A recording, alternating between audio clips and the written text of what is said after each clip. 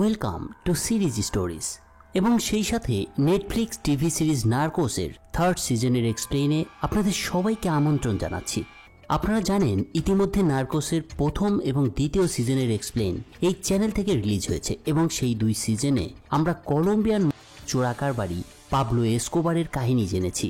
আমরা দেখতে পেয়েছি পাবলো এসকোবারের উত্থান এবং পতন, কিন্তু পাবলো এসকোবারের মৃত্যুর পর নার্কোসের কার্যক্রম থেমেছিল না। পাবলোর মৃত্যুর পর উত্থান হয়েছিল আর এক মাদক মাফিয়া গ্রুপ ক্যালি কার্টেলের। যদিও প্রথম এবং দ্বিতীয় সিজনে আমরা এদের সম্পর্কে কিছুটা ধারণা পেয়েছিলাম, সেখানে আমরা দেখতে পেয়েছিলাম পাবলো এসকোবার জীবিত থাকাকালীন এই ক্যালি কার্টেল মাথা চাড়া দিয়ে উঠতে পারেনি, কিন্তু পাবলোর মৃত্যুর পর এই গ্রুপটা হয়ে ওঠে কলম্বিয়ার নতুন মাদক সম্রাট। আর বলাই বাহুল্য, এরাও আমেরিকার ভূখণ্ডে মাদক পাচারের মাধ্যমে গড়ে তোলে তাদের সাম্রাজ্য। নার্কোস সিজন 3 তৈরি হয়েছিল তৎকালীন সময়ে পৃথিবীর দ্বিতীয় বড় ড্রাগস ডিলার ক্যালি কার্টেলের উপরে। পাবলো এসকোবার তার ড্রাগ সাম্রাজ্য সাজিয়েছিল তার নিজের শহর মেডেলিনে। মেডেলিন কার্টেলকে ধ্বংস করে মেডেলিনের পাশের শহর ক্যালিতে নতুন ড্রাগ সাম্রাজ্য গড়ে তুলেছিলেন 4 জন ড্রাগ স্মাগলার, এবং এই 4 জনের সমন্বয়ে গড়ে উঠেছিল ক্যালি কার্টেল। নার্কোসের সিজন 2 এর শেষে পাবলো এসকোবারকে হত্যা করেছিল মার্কিন ড্রাগ এনফোর্সমেন্ট এজেন্সি বা ডিইএ এবং কলম্বিয়ার পুলিশের সমন্বয়ে গঠিত একটা টাস্ক ফোর্স। কিন্তু তার মৃত্যুর পর মেডেলিনের নিয়ন্ত্রণ চলে আসে ডন বার্নার উপর। বার্নাকে মেডেলিন সামলাতে দিয়ে ক্যালি কার্টেল কিভাবে তাদের ইলিগাল বিজনেসের সাম্রাজ্য পুরো পৃথিবীতে প্রতিষ্ঠা করেছিল, এই সব কিছুই আমরা নার্কোস সিজনের 3-তে জানতে পারবো। তবে এদের উত্থান এবং পাবলো এসকোবার সম্পর্কে জানতে হলে অবশ্যই নার্কোসের সিজন 1 এবং 2 আপনাদেরকে আগে দেখতে হবে। তো যাই হোক, চলুন এবার আমরা শুরু করি নার্কোসের সিজন 3 এর মূল ঘটনা। কলম্বিয়ার মেডেলিন সিটিতে পাবলো এসকোবারই ছিল একমাত্র রাজা, কিন্তু ক্যালি কার্টেল গ্যাংয়ের রাজা ছিল 4 জন। এদের মধ্যে রড্রিগুয়েজের 2 ভাই, যথাক্রমে গিলবার্টো রড্রিগুয়েজ, যাকে আমরা এসকোবারের বিরুদ্ধে নার্কোসের দ্বিতীয় সিজনে ষড়যন্ত্র করতে দেখেছিলাম, এবং অন্যজন ছিল মিগুয়েল রড্রিগুয়েজ। এছাড়া তাদের অন্য এক পার্টনার ছিল যার নাম পাচো হেরেরা, একেও আমরা সিজন 2-তে দেখেছি। তবে চতুর্থ জন ছিল এই 4 জনের মধ্যে সবচেয়ে হিংস্র, আর এর নাম ছিল চেপে সান্তাক্রুজ। তো এই সিজন 3 কাহিনীতে আমরা ক্যালি কার্টেলের উত্থান এবং কিভাবে এদের পতন ঘটেছিল সে সম্পর্কে বিস্তারিতভাবে জানতে পারবো। থার্ড সিজনের কাহিনী শুরু হয় এজেন্ট পিনিয়াকে দেখানোর মাধ্যমে। আচ্ছা, আপনারা তো জানেনই, যারা এর আগের দুটো সিজন দেখেছেন তারা পেনিয়া কে ছিলেন সেটা তো জানেনই। আসলে তারপরেও বলি, পেনিয়া ছিলেন ডি এর একজন চৌকস এজেন্ট। এখন যে সময়টা দেখানো হচ্ছে তখন কিন্তু এই এজেন্ট পিনিয়া ডিএতে কর্মরত ছিল না, কারণ পাবলো এসকোবারকে শেষ করার জন্য তিনি লস পেপারসের সাথে তথ্য শেয়ার করার অপরাধে তাকে ডিএ থেকে কয়েক মাসের জন্য সাসপেন্ড করা হয়েছিল। লস পেপারস কে ছিল সেটা এখানে আর বলতে চাইছি না, কারণ এর আগের সিজনে আমরা এ সম্পর্কে বিস্তারিত বলেছি। তো বাহ্যিক দৃষ্টিকোণ থেকে এজেন্ট পিনিয়ার এই কাজ সঠিক বলে মনে হলেও আসলে আইনের নিয়ম অনুযায়ী এটা অবশ্যই ইললিগাল একটা কাজ ছিল পেনিয়ার জন্য। সাসপেন্ড হওয়ার পর এজেন্ট পেনিয়া তার হোম টাউন টেক্সাসে ফিরে আসে। সেখানে একদিন পেনিয়া তার এক বন্ধুর বিয়েতে অ্যাটেন্ড করতে গিয়েছিল, কিন্তু সেদিন সে খেয়াল করে সেখানে উপস্থিত সবাই এজেন্ট পেনিয়ার দিকে বিশেষভাবে তাকাচ্ছে। তারা কৌতূহলী দৃষ্টিতে বরকে না দেখে শুধু এজেন্ট পেনিয়াকেই দেখছিল। এর অন্যতম কারণ ছিল এজেন্ট পেনিয়া সাসপেন্ড হলেও মানুষের চোখে সে ছিল একজন হিরো, কারণ পাবলো এসকোবারকে ধ্বংস করার পেছনে এজেন্ট পেনিয়ার অনেক বড় অবদান ছিল। বলাই বাহুল্য, সেই পেছন থেকে সমস্ত কলকাঠি নেড়েছিল, আর যার কারণে কলম্বিয়ায় ত্রাস হয়ে ওঠা পাবলো এসকোবারের অধ্যায়ের সমাপ্ত করা সম্ভব হয়। সেই বিয়ের অনুষ্ঠানে এজেন্ট পেনিয়ার সাথে তার বাবাও গিয়েছিলেন। পেনিয়ার বাবা তাকে নিয়ে ভীষণ গর্ব করত। বিয়ের অনুষ্ঠান শেষে রাতের বেলা তারা যখন দুজন গাড়িতে করে বাড়িতে ফিরছিল, তখন এজেন্ট পেনিয়া তার বাবাকে জানায় তাকে ডিএ থেকে আবার জয়েন করতে বলা হয়েছে, এবং এইবার তার টার্গেট হচ্ছে ক্যালি কার্টেল। এজেন্ট পেনিয়া তার বাবাকে আরও বলে, পাবলোকে ধরার ক্ষেত্রে ক্যালি কার্টেল তখন আমার বন্ধু ছিল। অনেকেই হয়তো ভাবতে পারে পাবলোর কারণে আমি তাদের সাথে হাত মিলিয়ে ভুল করেছিলাম এবং আমি তাদের এই অবস্থায় নিয়ে আসতে সাহায্য করেছি, কিন্তু আমি জানি ক্যালি কার্টেল ছাড়া পাবলোর বিষয়ে সফল হওয়া অনেক কঠিন একটা কাজ ছিল। তো আমি যেহেতু তাদের উত্থান ঘটিয়েছি, ঠিক তেমনি এবার ক্যালি কার্টেলকে আমি নিজে হাতে শেষ করতে চাই। তারাই এখন আমার সবচেয়ে বড় শত্রু এবং তারা আমাদের দেশের শত্রু। সেদিনের পরে কাহিনী চলে আসে কলম্বিয়ার ক্যালি শহরে। পাবলোর পকেটে পুরো মেডেলিন সিটি ছিল। পাবলোকে যেমন মেডেলিন কার্টেল বলা হতো, তেমনি গিলবার্টোকে বলা হতো ক্যালি কার্টেল। মানে সেই ছিল তাদের 4 জনের বস। গিলবার্টো ক্যালি শহরটাকে বলা যায় নিজের পকেটে পুরে রেখেছিল। ক্যালি কার্টেলের হেড গিলবার্টো থাকলেও 4 জনের 4 ধরনের কাজ ভাগ করা হয়েছিল। ক্যালি কার্টেলের সব টাকা পয়সা ম্যানেজ করত ক্যালি কার্টেলের দ্বিতীয় পার্টনার এবং গিলবার্টোর ভাই মিগুয়েল রড্রিগুয়েজ। চেপের দায়িত্ব ছিল আমেরিকা এবং নিউ ইয়র্কে ড্রাগ বিজনেস সামলানো। তারা মার্কিন মুলুকে যে ড্রাগ পাচার করত তার পুরো ম্যানেজমেন্ট করত চেপে। ক্যালিদের সিকিউরিটি এবং ডিস্ট্রিবিউশনের দায়িত্ব ছিল পাঁচোর উপর। পাঁচোকে তো আমরা আগের সিজনে দেখতেই পেয়েছি। এই পাঁচো সবকিছু ওপেনলি করতে পছন্দ করত, কিন্তু ক্যালি কার্টেলের বস গিলবার্টো একটু অন্য স্ট্র্যাটেজি অবলম্বন করত তার প্রত্যেকটা কাজের ক্ষেত্রে। সে সবকিছুই আড়ালে থেকে করতে পছন্দ করত। তার এই মানসিকতার অন্যতম একটা বড় রিজন ছিল পাবলো এসকোবার। মিগুয়েল দেখতে পেয়েছিল পাবলোর হিংস্রতা কিভাবে তাকে শেষ করে দিয়েছে, তাই উগ্রতা নয়, শান্ত মনোভাবকেই বেছে নিয়েছিলেন এই ঠান্ডা মাথার বস, এবং ধীরে ধীরে তিনি তার সাম্রাজ্য করে তুলেছিলেন। কিন্তু মিগুয়েল বেশি দিন তার এই পার্সোনালিটি ধরে রাখতে পারেননি, কারণ পাবলোর মৃত্যুর পর ক্যালি কার্টেলের উত্থান কলম্বিয়ার গভর্নমেন্টের নজরেও পড়ে গিয়েছিল, আর এটা এই ক্যালির 4 জন বস ভালোভাবেই জানত। তাই একদিন এই বিষয়টি নিয়ে আলোচনার জন্য ক্যালি কার্টেল একটা প্ল্যান তৈরি করে। তারা প্রথমবারের মতো 4 জন একসাথে একটা জায়গায় একত্রিত হবে, শুধুমাত্র গিলবার্টো কিছু একটা ঘোষণা করবে সেই কারণে। তো সেই রাতে তারা একটা পার্টির আয়োজন করে। সবাই সেই পার্টির জন্যই প্রিপারেশন নিচ্ছিল জোরে সোরে। পার্টির সিকিউরিটির দায়িত্ব দেওয়া হয়েছিল 2 জনের উপর। এদের একজনের নাম ছিল জর্জ সার্সেডো, অনেকে আবার একে হোসে সার্সেডো বলতে পারেন। এই জর্জ ছিল মিগুয়েলের নিরাপত্তা প্রধান এবং ক্যালি কার্টেলের টেকনিক্যাল সাইডটা দেখাশোনা করত সে। আর অন্যজনের নাম ছিল কর্ডোবা। গিলবার্টোর নিরাপত্তার বিষয়টা খেয়াল করত কর্ডোবা। তো পার্টির দিন সকালে জর্জ এবং কর্ডোবা পার্টির ব্যাপারে তাদের গ্যাংয়ের বাকি সদস্যদের বিভিন্ন রকম ইনস্ট্রাকশন দিচ্ছিল। তারা সবাইকে ক্যালি পার্টনারের সব সদস্যদের কাছাকাছি থাকারও অর্ডার দিয়েছিল, যাতে ক্যালি কার্টেলের সব পার্টনার্সরা হাই সিকিউরিটির মধ্যে থাকে। চতুর এবং বুদ্ধিমান হওয়ার পাশাপাশি জর্জ সার্সেডো একজন ভালো মানুষও ছিল। গত 4 বছর ধরে সার্সেডো ক্যালিদের জন্য অনেক কেটেছে, কিন্তু পাবলো এসকোবার মারা যাওয়ার পর সে এই চাকুরিটা ছেড়ে দেওয়ার সিদ্ধান্ত নেয় এবং একই সাথে সে নিজের একটা সিকিউরিটি কোম্পানির বিজনেস শুরু করারও চেষ্টা চালিয়ে যাচ্ছিল। জর্জ যে কতটা বুদ্ধিমান ছিল সেটা রাতের সেই পার্টিতেই টের পাওয়া যায়, কারণ পাবলো মারা গেলেও ডিএ নজর ঠিকই ছিল ক্যালি কার্টেলের উপরে। সেদিনের সেই পার্টিতে কারা উপস্থিত হয় সেটা জানার জন্য এই ডিএ একজন গুপ্তচরও নিয়োগ করেছিল, কিন্তু সে সার্সেডোর হাতে ঠিকই এক সময় ধরা পড়ে যায়। সেদিন পার্টি শেষে রাতে জর্জ তার নিজের বিজনেসের কথা ক্যালি কার্টেল গ্যাংয়ের দ্বিতীয় পার্টনার মিগুয়েলকে জানালে মিগুয়েল বলে, আর মাত্র 6টা মাস তুমি অপেক্ষা করো, এই 6 মাস আমাদের সঙ্গে থাকো, তারপরে তুমি তোমার নিজের বিজনেস শুরু করতে পারবে। এখন প্রশ্ন হচ্ছে এই 6টা মাসের কথা কেন মিগুয়েল বলল? আসলে এটাই ছিল অদ্ভুত একটা ব্যাপার, আর সেই বিষয়টাই এখন আপনাদেরকে খোলাসা করছি। সেদিন রাতে যে 4 গ্যাং লর্ড মিটিংয়ে বসেছিল সেখানে গিলবার্টো সকলের উদ্দেশ্যে একটা ঘোষণা দেয়। সেটা হলো তারা 6 মাসের মধ্যে সরকারের কাছে আত্মসমর্পণ করবে। এর কারণ গিলবার্টো জানতো ড্রাগের ব্যবসা ভবিষ্যতে তাদের সুন্দর কোনো সময় বয়ে আনবে না। তারা যতদিন এই ইলিগাল বিষয়টা নিয়ে কাজ করবে ততদিন সবার কাছে অপরাধী হয়েই থাকতে হবে তাদের। সেদিন সে তার পার্টনারদের এই সারেন্ডারের পক্ষে বিপক্ষে যুক্তি দেখিয়ে বিভিন্ন কথা বলেছিল। গিলবার্টের কথা তার অন্য 3 সহকারী মেনেও নিয়েছিল এবং সেইভাবে তারা এই 6 মাসের মধ্যে প্রচুর টাকা কামানোর একটা কমিটমেন্টও করেছিল। গিলবার্টের এই ঘোষণা শুধু এই 4 জনের মধ্যেই নির্ধারিত ছিল না। ক্যালি কার্টেলের সেই পার্টিতে অনেক লোক এসেছিল, যারা ছিল প্রত্যেকেই ক্যালি কার্টেল গ্যাংয়ের বিভিন্ন পর্যায়ের নেতা। তার মধ্যে সালেজার নামে এক পরিবারও এসেছিল, কিন্তু এই সালেজারের ক্যালি কার্টেলের পার্টনার পাঁচোর সাথে একদমই পড়তো না। কেউ কাউকে একেবারে সহ্যই করতে পারত না। সেদিন পার্টির এক পর্যায়ে ক্যালি কার্টেলের 4 পার্টনার একত্রিত হয়ে একটা মিট আপ করে। এই পার্টিতে অনেক বড় বড় নেতা থেকে শুরু করে কলম্বিয়ার বড় বড় অফিসারদেরও আমন্ত্রণ জানানো হয়েছিল।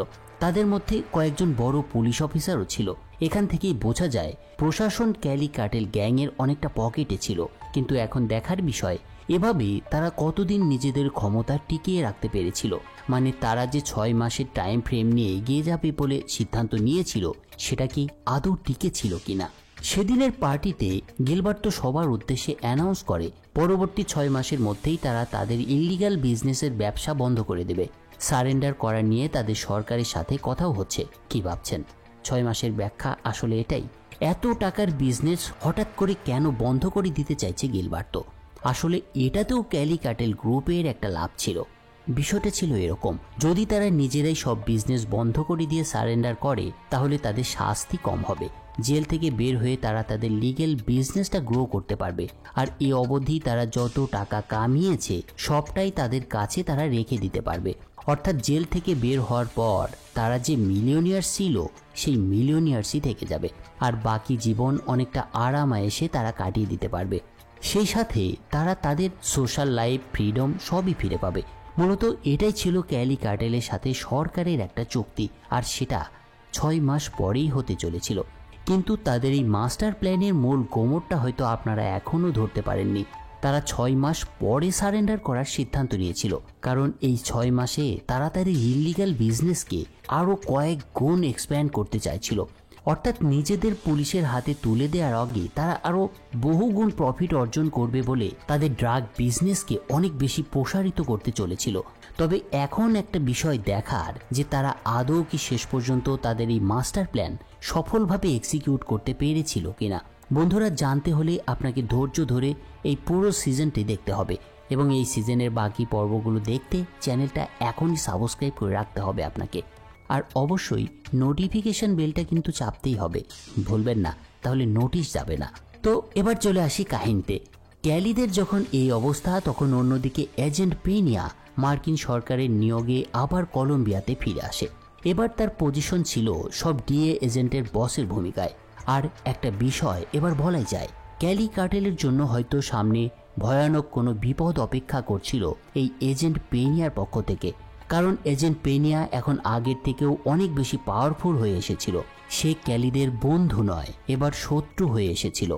ক্যালি কার্টেলকে পুরোপুরি ধ্বংস করতে চেয়েছিল এজেন্ট পেনিয়া। এই কাজটা তার জন্য পাবলো এসকোবারের তুলনায় অনেকটা সহজই ছিল, কারণ পাবলোর লোকদের মতো ক্যালি কার্টেলের লোকেরা খুব একটা খুন খারাপই পছন্দ করতো না। যদিও এটা গিলবার্টের একটা স্ট্র্যাটেজি ছিল, সেটা তো আপনাদের আগেই বলেছি। তো সেদিনের পার্টিতে আমরা ক্যালি কার্টেলের সিইএ পলিমেরাকেও দেখতে পাই। ক্যালি কার্টেলের পুরো অ্যাকাউন্ট সেকশনটা হ্যান্ডেল করত, আর এই লোকটার পুরো সিজন জুড়েই রয়েছে বিশাল একটা ভূমিকা। পলিমেরা পুলিশ এবং পলিটিশিয়ানদের ঘোষ দিত, এবং এই যাবতীয় তথ্য এবং হিসাব তার কাছে সে সংরক্ষণ করত।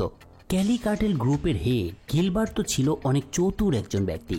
আগেই বলেছি তিনি একজন ঠান্ডা মাথার মানুষ ছিলেন। তার কৌশল ছিল কোনো খুন খারাপির পথে না গিয়ে ঠান্ডা মাথায় টাকা কামানো। কিন্তু এই গিলবার্টোর একটা ফোনের কোম্পানি ছিল, যেটা কলম্বিয়ার অলমোস্ট সব ফোনকেই হ্যান্ডেল করত। এজন্য ক্যালি সরকারের পরিকল্পনা এবং তাদের বিরুদ্ধে পুলিশ কি ভাবছে সবকিছুই আগে থেকে জানতে পারত গিলবার্তো এবং তার গ্যাং। গিলবার্তো অপারেটরকে আগে থেকেই বলে রেখেছিল যাতে প্রেসিডেন্ট, পুলিশ কিংবা কোনো সরকারি অফিসারের কল আসলে সেগুলোকে রেকর্ড করে রাখতে, যাতে পরবর্তীতে তারা সেই কল রেকর্ড শুনে সতর্কতা অবলম্বন করতে পারে। আর এইভাবেই গিলবার্তো তার দলের অন্যান্য কয়েকজন ধোঁকাবাজের ব্যাপারেও জানতে পেরেছিল। আর এরা ছিল তারা যাদের কথা আমি একটু আগে আপনাদের বলছিলাম। এই লোকগুলো গিলবার্তোর 6 মাস পর আত্মসমর্পণের ব্যাপারটা ঠিক মেনে নিতে পারছিল না। এদের মধ্যে একজন ছিল পাঁচর শত্রু সালাজার। তো ক্যালি কার্টেল গ্রুপের এই 4 জন প্রতারকের ব্যাপারে জানতে পারার সাথে সাথে গিলবার্তো তাদেরকে মেরে ফেলার সিদ্ধান্ত নেয়, আর এজন্য তার কয়েকজন লোককেও পাঠানো হয়। কিন্তু সালাজারকে মারতে গিলবার্তো যাকে পাঠিয়েছিল তার নাম ছিল পাঁচো, অর্থাৎ তার 4 জন পার্টনারের একজন। এর কারণ ছিল পাঁচোর সাথে আগেই সালাজারের একটা বনিবনা চলছিল না, যেটা আমরা একটু আগে জেনেছি। তাই গিলবার্টোর অর্ডার শুনে পাঁচো চাইছিল নিজের হাতে সালাজারকে মারতে। তো গিলবার্টোর নির্দেশ পেয়ে সেদিনের সেই পার্টির পরে পাঁচো সালাজারকে একটা পাবে দেখা করতে বলে। এরপর পাঁচো সালাজারকে সেখানেই মেরে একটা বাইকের সাথে বেঁধে সেটাকে টানতে টানতে একটা ব্রিজের উপরে নিয়ে আসে, এবং তারপর সে তার লোকদের দিয়ে সালাজারকে পানিতে ফেলে দেয়। পাঁচো তার শত্রু সালাজারকে নির্মমভাবে হত্যা করার দিন ক্যালি কার্টেলের অন্য সদস্যরা বাকি 3 বিশ্বাসঘাতককেও মেরে ফেলেছিল। আর এর মাধ্যমে ক্যালি কার্টেলের ধোঁকাবাজদের সাজা দিয়েছিল গিলবার্টো। এখন হয়তো আপনারা বলতে পারেন যে গিলবার্টো ভায়োলেন্স পছন্দ করতো না, সে কেন এরকম নৃশংসতা বেছে নিল। আসলে গিলবার্টো ভায়োলেন্স পছন্দ করতো না এটা কিন্তু বলা হয়নি। গিলবার্টো ভায়োলেন্স করতো, কিন্তু সেটাকে ওপেনলি না রেখে একদম প্রমাণ সহ মাটি চাপা দিয়ে দিত। আর এদের চারজনের ক্ষেত্রেও ঠিক তেমনটাই করেছিল। ক্যালি কার্টেল সবসময় পাবলো এসকোবারের উল্টো কাজটাই করত। পাবলো যেমন কাউকে হত্যা করলে সেটা পাবলিকের সামনে প্রকাশ করে মজা পেত, যাতে মানুষের মধ্যে তার প্রতি ভয় ঢুকে যায়, কিন্তু ক্যালি কার্টেল তাদের ক্রাইম সবসময় লুকিয়ে রাখার চেষ্টা করত। ক্যালি কার্টেল কখনোই চাইতো না যে তাদের অপকর্মগুলো মানুষ জেনে যাক। তাই ক্যালি কার্টেল চারজনকে হত্যা করার পর তাদের বডিগুলোকেও গুম করে দেয়। এরপর একদিন আমাদের ক্যালি কার্টেলের সেকেন্ড বস মিগুয়েলের ছেলেকে দেখানো হয়। এর নাম ছিল ডেভিড। কাহিনীতে ডেভিডের এন্ট্রিটা অদ্ভুত একটা উপায়ে হয়েছিল। সেদিন তাকে দেখা যায় ড্রাগ ভর্তি একটা গ্যাস সিলিন্ডার শহরের ড্রেনের একটা লাইনে সে ছেড়ে দিচ্ছে। এটা সে কেন করেছিল সেটা বলছি, কিন্তু এই কাজটা তার জীবনের সবচেয়ে বড় একটা ভুল সিদ্ধান্ত হয়েছিল। আসলে ডেভিডের এটা করার পেছনে একটা ভয়ানক উদ্দেশ্য ছিল। সে চাইছিল এই ড্রাগ গ্যাস ড্রেনের মাধ্যমে মানুষের বাড়িতে পৌঁছে দিতে, যাতে তাদের মধ্যে ড্রাগস নেওয়ার আগ্রহ তৈরি হয়। অদ্ভুত একটা ব্যাপার, কিন্তু কেন আগ্রহ তৈরি করতে চাইছিল সে? আসলে সে ভাবছিল যদি তার এই কাজে সে সফল হয় তবে তাদের বিজনেস আরও বেড়ে যাবে। কিন্তু ডেভিড ভাবতেও পারেনি এই ড্রেনের গ্যাসের সাথে মিশে সেই ড্রাগ বিষাক্ত একটা গ্যাসে পরিণত হবে। তাই পরের দিন দেখা যায় এই একটা ভুলের কারণে সেদিন শিশুসহ বেশ কিছু মানুষ মারা যায়। আর এই খবরটা পরের দিন মিডিয়ার মাধ্যমে সবাই জানতে পারে। মিগুয়েলের ছেলে ডেভিড এটা করেছিল কারণ ক্যালি কার্টেল নেক্সট 6 মাসের মধ্যে মার্কেটে 180 টন ড্রাগ বিক্রির একটা টার্গেট হাতে নিয়েছিল। তাই সে ভেবেছিল যদি মানুষের মধ্যে নেশার ভাবটা ধরিয়ে দেয়া যায় তাহলে তারা আরও বেশি নেশার প্রতি আসক্ত হবে এবং তাদের সেল আরও বাড়বে, আর সেল বাড়লেই তো প্রফিট। যা হোক, অন্যদিকে সালাজারকে মারার কারণে ক্যালি কার্টেলের কয়েকজন মেম্বার অনেক রেগে গিয়েছিল পাঁচোর উপর। যেহেতু গিলবার্টো সবাইকে নিয়ে থাকার চিন্তা করতেন, তাই সে বুঝতে পারল পাঁচোর বিরুদ্ধে কিছু লোক ক্ষেপে উঠেছে। তখন সে বুদ্ধি করে এই পাঁচো হেরেরাকে শহরের বাইরে অন্য একটা জায়গায় পাঠিয়ে দেয়। আসলে তাকে পাঠানো হয়েছিল মেক্সিকোতে একটা ডিল করার জন্য। যদিও পাঁচোকে এই ডিলটার ব্যাপারেই বলা হয়েছিল, কিন্তু পেছনে গিলবার্টো তার অভ্যন্তরীণ কন্দলকে অনেকটা দমানোর চেষ্টা করেছিলেন পাঁচোকে মেক্সিকোতে পাঠানোর মধ্য দিয়ে। অন্যদিকে আরেকটা ব্যাপার ঘটছিল। ডিএ যেমন ক্যালি কার্টেলের উপরে নজর রেখে চলেছিল, তেমনি ক্যালি কার্টেলও গোপনে ডিএর কর্মকাণ্ড সম্পর্কে যথারীতি নজরদারি অব্যাহত রেখেছিল। আর তাদের নজরদারির আওতায় একদিন দুজন ডিএ এজেন্ট ধরা পড়ে যায়। আর ক্যালি কার্টেল তাদের ছবিটা তুলে একটা পত্রিকায় ছাপিয়ে দেয় এবং হেডলাইনে বড় বড় করে লিখে দেওয়া হয় এই দুজন এজেন্ট ক্যালি কার্টেলের সাথে যুক্ত আছে। এই খবরটা ভাইরাল হওয়ার পর দুজন এজেন্টকে চাকরি থেকে ইস্তফা দেওয়া হয়। আসলে ক্যালি কার্টেল সবসময় তার বুদ্ধি দিয়ে খেলতো, যেটা পাবলো করতো না। যা হোক, অন্যদিকে গিলবার্টোর কাছে খবর পৌঁছায় যে ক্যালি সিটিতে গ্যাস লিক হয়ে অনেক মানুষ মারা গিয়েছে। মানে ওই যে ডেভিড যে কাণ্ডটা করেছিল সেটার খবরটা গিলবার্টোর কাছে পৌঁছেছিল পরের দিন। আর এই খবরটা শুনে গিলবার্টো তার ভাই মিগুয়েলের ছেলে ডেভিডকে অনেক বকাঝকা করে, কিন্তু তখনও খুব বেশি দেরি হয়ে যায়নি এটা বুঝতে পেরেছিল গিলবার্টো। তাই সে ক্ষমতার জোরে তার এক পুলিশ বন্ধুকে সেই গ্যাস লিককে ন্যাচারাল গ্যাস লিক হিসেবে ঘোষণা দিতে বলে এবং তাকে এই নিয়ে একটা নিউজ প্রকাশেরও নির্দেশ দেয়। তবে গিলবার্টো বুঝতে পেরেছিল তার ভাতিজা ডেভিড কেন এটা করেছিল। আচ্ছা, এই পর্যায়ে কিছু কথা আপনাদের বলা দরকার। এতক্ষণ যে বক বক করলাম, মানে সিরিজের কাহিনীটা আপনাদের সামনে তুলে ধরলাম, সেটাকে অনেকটা ছন্নছাড়া বা খাপছাড়া টাইপের হয়তো আপনার কাছে লাগতে পারে।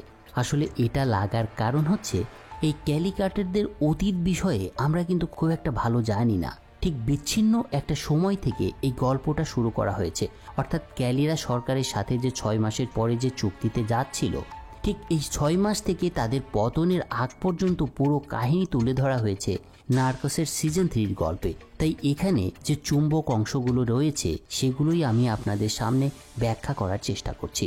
তো দেখতে থাকুন, কাহিনী অবশ্যই একটা ট্র্যাকে আসবে কিছুক্ষণের মধ্যেই। অন্যদিকে সালেজারকে হত্যা করার পর তার স্ত্রী অনেক চিন্তায় পড়ে গিয়েছিল এবং সে তার স্বামীকে বিভিন্ন জায়গায় খুঁজে বেড়াচ্ছিল, কিন্তু বেচারি তো এটা জানতো না যে তার স্বামীকে অনেক আগেই মেরে ফেলা হয়েছে। আর ওদিকে এজেন্ট পেনিয়া বেশ কিছুদিন আগে কলম্বিয়াতে আসলেও তার গতিশীলতা আনতে সে কর্তৃপক্ষের কাছে এবার দুজন সহকারী চেয়ে বসে। আর তার চাহিদার প্রেক্ষিতে একদিন দুজন ডিএ এজেন্টকে পাঠানো হয় কলম্বিয়ায়। এই দুজন ডিএ এজেন্টের মধ্যে একজনের নাম ছিল ডেন এবং অন্যজনের নাম ছিল ক্রিস্টাল। তারা দুজনকে সরাসরি এজেন্ট পেনিয়ার আন্ডারে কাজ করার নির্দেশ দেয়। বোগোটায় পৌঁছেই এরা পেনিয়াকে ক্যালি কার্টেলের গ্রাউন্ড রুট সম্পর্কে বিভিন্ন তথ্য জোগাড় করে দিয়েছিল। এত দ্রুত সময়ের মধ্যে ছেলেদের এই কাজে বেশ খুশি হয়েছিল পেনিয়া। ক্রিস্টাল সেদিন এজেন্ট পেনিয়াকে বলেছিল যেহেতু ক্যালি কার্টেল এই রুট ব্যবহার করে তাদের কোকেন পাচার করত, তাই তাদেরকে ক্যালি শহরে যেন পাঠানো হয়। কিন্তু এজেন্ট পেনিয়া চাইছিল না আপাতত এটা করতে, কারণ ক্যালি শহর ছিল তখন ভীষণ ডেঞ্জারাস একটা জায়গা। আর তাছাড়া তখনও তাদের কাছে ক্যালি কার্টেলের ব্যাপারে তেমন কোনো ইনফরমেশনও ছিল না। অন্যদিকে দেখা যায় গিলবার্টোর কাছে একদিন খবর আসে গ্যাস লিক নিয়ে সরকার আবারও নতুন করে তদন্ত শুরু করতে চাইছে এবং এবার একজন সেফটি অফিসারকেও নিয়োগ দিয়েছে সরকার। আর সেই সেফটি অফিসার তার পরের দিনই তার তদন্ত রিপোর্ট মিডিয়ার সামনে তুলে ধরবে। আর ধারণা করাই যায় সেই রিপোর্টে পরিষ্কার হয়ে যাবে এটা প্রকৃতি সৃষ্ট দুর্ঘটনা নাকি মানুষের দ্বারা তৈরি কোনো অপরাধ ছিল। এই খবরটা গিলবার্টোর কাছে একেবারে বজ্রাঘাত হয়ে আসে এবং সে ভীষণ চিন্তায় পড়ে যায়, কারণ 6 মাসের একটা টাইম ফ্রেম নিয়ে সরকারের সাথে তারা আলোচনা শুরু করেছিল। আর এই মুহূর্তে যদি এই কম্মটা ফাঁস হয়ে যায় তাহলে সে ভালোই বুঝতে পেরেছিল এই আলোচনাটা ভেস্তে যাবে। ফলে সে কর্ডোবা এবং জর্জকে একটা বিশেষ নির্দেশনা দেয়। তাদেরকে সে বলে তারা যেভাবেই হোক সেই সেফটি অফিসারকে সত্যিটা বলা থেকে বিরত রাখে। গিলবার্টোর নির্দেশ পেয়ে নিরাপত্তা প্রধান জর্জ সারসেডো ঠিকই একটা উপায় বের করে ফেলে। সে জানতে পারে সেই সেফটি অফিসারের বউ একটা লোকের সাথে পরকীয়ায় জড়িয়েছে এবং একটা হোটেলে নিয়মিত সেই লোকের সাথে সে সময়ও কাটায়। সব ইনফরমেশন বের করে সারসেডো অফিসারের বউয়ের ফোন নাম্বারটাও ট্র্যাক করে। আর সেই সূত্র ধরে সারসেডো জানতে পারে সেদিন রাতেই সেফটি অফিসারের স্ত্রী সেই পরপুরুষের সাথে একটা হোটেলে দেখা করতে যাবে। এরপর সে সেই হোটেলের নাম এবং রুম নাম্বার জেনে নিয়ে সেখানে একটা গোপন ক্যামেরা বসিয়ে দিয়ে আসে এবং সেদিন রাতে ঠিকই দেখা যায় মহিলার অজান্তেই তার সব কর্মকাণ্ড সেই হিডেন ক্যামেরায় রেকর্ড হয়ে যায়। পরের দিন যখন অফিসার মিডিয়ার সামনে উপস্থিত হয়ে এটা বলার জন্য যখন প্রস্তুত হয় যে গ্যাস লিক হওয়ার পেছনে ক্যালি কার্টেলের হাত রয়েছে, ঠিক তখন জর্জ সালসেডো সেফটি অফিসারের সাথে দেখা করে এবং তাকে বলে আমি জানি আপনার স্ত্রী কার সাথে কখন কোথায় যায়, তার একটা গোপন ভিডিও আমার কাছে আছে। যদি আপনি মিডিয়ার সামনে সব সত্যি বলে দেন তাহলে এই ভিডিও পাবলিকের সামনে আমি ফাঁস করে দেব। এতে আপনার সন্তানরা সব জানতে পারবে আর আপনার পরিবারটাও ভেঙে যাবে, আপনার সামাজিক মর্যাদাও ক্ষুণ্ণ হবে। তাই আপনি যদি এটা না চান তাহলে মিডিয়ার সামনে বলবেন গ্যাস লিক হওয়ার পেছনে ক্যালি কার্টেল দায়ী নয়, বরং এটা প্রকৃতির কারণেই হয়েছে। সারসেডোর কথায় সেফটি অফিসার এবার ভয় পেয়ে যায় আর সে মিডিয়ার সামনে সেটাই বলে যেটা জর্জ তাকে শিখিয়ে দিয়েছিল। ফলে সেবারের মতো বেঁচে যায় ক্যালি কার্টেল। এরপরের দৃশ্যে আমরা সালেজারের স্ত্রী মারিয়াকে দেখতে পাই। মিগুয়েল মারিয়াকে তার কাছে নিয়ে যাওয়ার জন্য নেভেগেন্তেকে পাঠিয়েছিল। এই নেভেগেন্তে সম্পর্কে আপনাদের অনেক বলেছি। সে ছিল চরম লেভেলের একজন পোল্ট্রিবাজ এবং দুর্ধর্ষ একজন খুনি, তাই তার সম্পর্কে অতীতের বিষয়গুলো আর আনতে চাইছি না। একদিন মারিয়া মিগুয়েলের কাছে তার স্বামীকে খুঁজে দেওয়ার জন্য অনুরোধ করতে এসেছিল, কিন্তু এই মারিয়াকে দেখে সেদিন মিগুয়েলের পছন্দ হয়ে যায় আর সেদিন সে তাকে বলেছিল তার স্বামীকে সে খুঁজে দেবে। মূলত তারপর থেকেই মিগুয়েলের সাথে একটা ঘনিষ্ঠতা তৈরি হয় মারিয়ার। ক্যালিতে যখন এসব ঘটছিল তখন ক্যালি কার্টেলের আরেক পার্টনার চেপেকে আমরা দেখতে পাই। এই চেপের ব্যাপারে প্রথম দিকে আমরা বলেছিলাম, কিন্তু এর ডিটেইল আমরা জানতে পারছিলাম না। তো এখন চলুন এই লোকটার ব্যাপারে কিছু ইনফরমেশন জেনে নেওয়া যাক। চেপের কাজ ছিল নিউ ইয়র্কের ড্রাগ বিজনেসটা সামলানো, কিন্তু একদিন সে জানতে পারে নিউ ইয়র্কের কয়েকজন হেয়ার স্টাইলিস্ট তার বিজনেসে ঝামেলা করছে। তাই চেপে তার দুজন লোককে সাথে নিয়ে সেই হেয়ার স্টাইলিস্ট লোকের সেলুনে গিয়ে সবাইকে সেদিন মেরে ফেলে। এটা হয়তো চেপের ভুল একটা সিদ্ধান্ত ছিল, কারণ এটা কলম্বিয়ার কোনো শহর ছিল না, এটা ছিল আমেরিকা। আর আমেরিকায় এভাবে ওপেনলি কাউকে হত্যা করাটা ক্যালি কার্টেল গ্রুপের জন্য পরবর্তীতে একটা সমস্যা সৃষ্টি করেছিল। কিন্তু আগেই আমরা জেনেছি এই চেপে খুবই উগ্র স্বভাবের মানুষ ছিল, আইন কানুনের কোনো ধারই সে ধারত না। যা হোক, ক্যালি কার্টেলের কাজ যথারীতি চললেও এজেন্ট পেনিয়া কিন্তু বসেছিল না। সে ক্যালিদের কোনো সূত্র পাওয়া যায় কিনা সেটার খোঁজ খবর যথারীতি নিয়ে যাচ্ছিল এবং গ্যাস লিকের বিষয়টা এজেন্ট পেনিয়ার মনে এই ক্যালি কার্টেল সম্পর্কে আরও ঘৃণা তৈরি করেছিল। সে একটা হার্ড সিদ্ধান্ত তো ইতিমধ্যে নিয়েছিলই, তারপরেও তার সিদ্ধান্তটা বদ্ধমূল করেছিল এই গ্যাস লিকের পেছনের কারণটা জানতে পেরে, এবং সে চাইছিল না ক্যালি কার্টেলের সাথে সরকারের কোনো নেগোসিয়েশন হোক। আসলে সেফটি অফিসার সাধারণ মানুষকে ভুলভাল বোঝাতে পারলেও ডিএ এর কাছে একটা খবর ছিল এই হত্যাকাণ্ডের পেছনে ক্যালি কার্টেলই দায়ী ছিল, এবং এটা সব সরকারি অফিসার সহ পুলিশরাও জানত। তো এই গ্যাংয়ের জন্য অনেক নিষ্পাপ লোক মারা গিয়েছিল, আর এটারই প্রতিশোধ নিতে চাইছিল এজেন্ট পেনিয়া। তাই সে তার 2 এজেন্ট ক্রিস্টাল এবং ডেনকে এবার ক্যালি সিটিতে যাওয়ার নির্দেশ দেয়। তাদের মূল টার্গেট ছিল ক্যালি কার্টেলের হেড গিলবার্তো, কারণ গিলবার্তোকে শেষ করতে পারলে ক্যালি কার্টেলের সাম্রাজ্য এমনিতেই ধসে পড়বে। এই পরিকল্পনা নিয়েই একদিন দুজন এজেন্ট ক্যালি সিটিতে গিয়ে পৌঁছায়। অন্যদিকে আমাদের পাঁচোকে দেখানো হয় যে মেক্সিকোতে এসেছিল বিজনেসের ডিলের জন্য। পাঁচো মেক্সিকোতে তার বন্ধু আমাদার সাথে একদিন দেখা করেছিল। এই আমাদা ছিল ক্যালি কার্টেল গ্রুপের এয়ার রুটের দায়িত্বে। ক্যালি কার্টেলের হয়ে সে আকাশ পথে কারবার করত। যেদিন পাঁচোর আমাদের সাথে দেখা হয় সেদিন সে $120 মিলিয়ন সাথে নিয়ে তার বাড়িতে আসে এবং তার লোকদের সব ডলার বের করে প্লেনটাকে ডিস্ট্রয় করে দিতে বলে। আসলে এত টাকা তাদের কাছে আসছিল যে একটা বিমানকে ধ্বংস করে দিতেও এরা কোনো দ্বিধা করতো না। জাস্ট ভাবেন শুধু একবার। তবে এটা কিন্তু একটু গালগপ্প নয়, একেবারে নিখাত সত্যি ঘটনা। অন্যদিকে 2 এজেন্টকে ক্যালিতে পাঠানোর পরে আমরা এজেন্ট পেনিয়াকে অ্যাম্বাসির একটা মিটিংয়ে দেখতে পাই। মিটিংয়ে ইউএস এর কয়েকজন অফিসারও এসেছিল। তারা ক্যালি কার্টেলকে ধরতে সব ধরনের সহযোগিতা করার একটা ওয়াদা করেছিল সেদিন। সার্বিক দৃষ্টিকোণ থেকে একটা বিষয় পরিষ্কার হয়ে যাচ্ছিল যে পাবলো এসকোবারকে যেরকম শেষ করে দিয়েছিল এই ডিএ, তেমনি ডিএ এবার পেছনে লেগেছিল ক্যালি গ্রুপের, আর তাদের ধ্বংস হওয়াটাও শুধু সময়ের অপেক্ষা ছিল মাত্র। চলুন কিভাবে সেটা হচ্ছিল সেটা আমরা দেখার চেষ্টা করি। এর পরের দৃশ্যে আমাদের দেখানো হয় ক্যালি কার্টেল কিভাবে তার টাকাগুলো বিভিন্ন জায়গায় ইনভেস্ট করত। সে সময় ইউএসএতে একটা সিক্রেট সিস্টেম চালু ছিল। সিস্টেমটা চালু করেছিলেন প্রেসিডেন্ট নিক্সন, আর এটা চালু করেছিলেন ডলার পাচার রোধ করার জন্য। $10,000 বেশি অর্থ যদি ইউএস এর কোনো ব্যাংকে কেউ রাখতো তাহলে সেই ব্যাংক থেকে সরকারকে গোপনে রিপোর্ট পাঠানো হতো। কিন্তু ক্যালির ব্যবসা ছিল $1 বিলিয়ন, তাই ক্যালি কার্টেল অনেক লোককে কাজে লাগিয়েছিল যাতে তারা এটার বিরুদ্ধে কাজ করতে পারে। ক্যালি কার্টেলের লোক $1 মিলিয়ন $10,000 করে নিজেদের মধ্যে ভাগ করে রেখে দিত, আর প্রতিদিন ভিন্ন ভিন্ন ব্যাংকে মানি অর্ডারের মাধ্যমে একটু একটু করে টাকা জমা করত এবং অন্য দেশে পাঠানো হতো সেগুলো। এইসব ব্যাংক অ্যাকাউন্ট ম্যানেজ করত ফ্র্যাঙ্কলিন নামের ক্যালিদের এক বিশ্বস্ত লোক। এই লোক প্রতিদিন নতুন নতুন আইডি ও পাসপোর্টের সাহায্যে নতুন নতুন অ্যাকাউন্ট খুলে টাকা জমা রাখত ব্যাংকে। এই কৌশল ব্যবহার করার কারণে ক্যালিদের এই কর্মকাণ্ড কারো চোখেই সেমন পড়তো না। কিন্তু একবার ইউএসএর এক রিপোর্ট থেকে জানা যায় যে ইউএসএর 60 থেকে 70% ব্যাংক অ্যাকাউন্ট একজন ব্যক্তির নামে রেজিস্টার করা হয়েছে। আর সেই সাথে এটাও সবার সামনে আসে যে ফ্র্যাঙ্কলিন নামের এক লোক ক্যালি কার্টেলের হয়ে কাজ করে। ব্যাংক থেকে এসব ইনফরমেশন ইউএস গভর্নমেন্টও জেনে যায়, আর এদিকে এজেন্ট পেনিয়া নিজে ইউএস এমবেসিতে এসে এ বিষয়ে সকল ডকুমেন্টও তার সাথে নিয়ে নিতে সক্ষম হয়। অন্যদিকে দেখা যায় মিগুয়েল মারিয়াকে ততদিনে অনেক কাছে এনে ফেলেছিল এবং তার জন্য $1 মিলিয়ন একটা বাড়ি কিনে ফেলেছিল যাতে মারিয়া তার সাথে অনায়াসেই থাকতে পারে।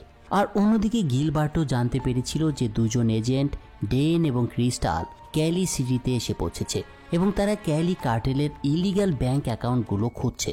কিন্তু এবারও জর্জ সালসেডও তার বিচক্ষণতার পরিচয় দেয়।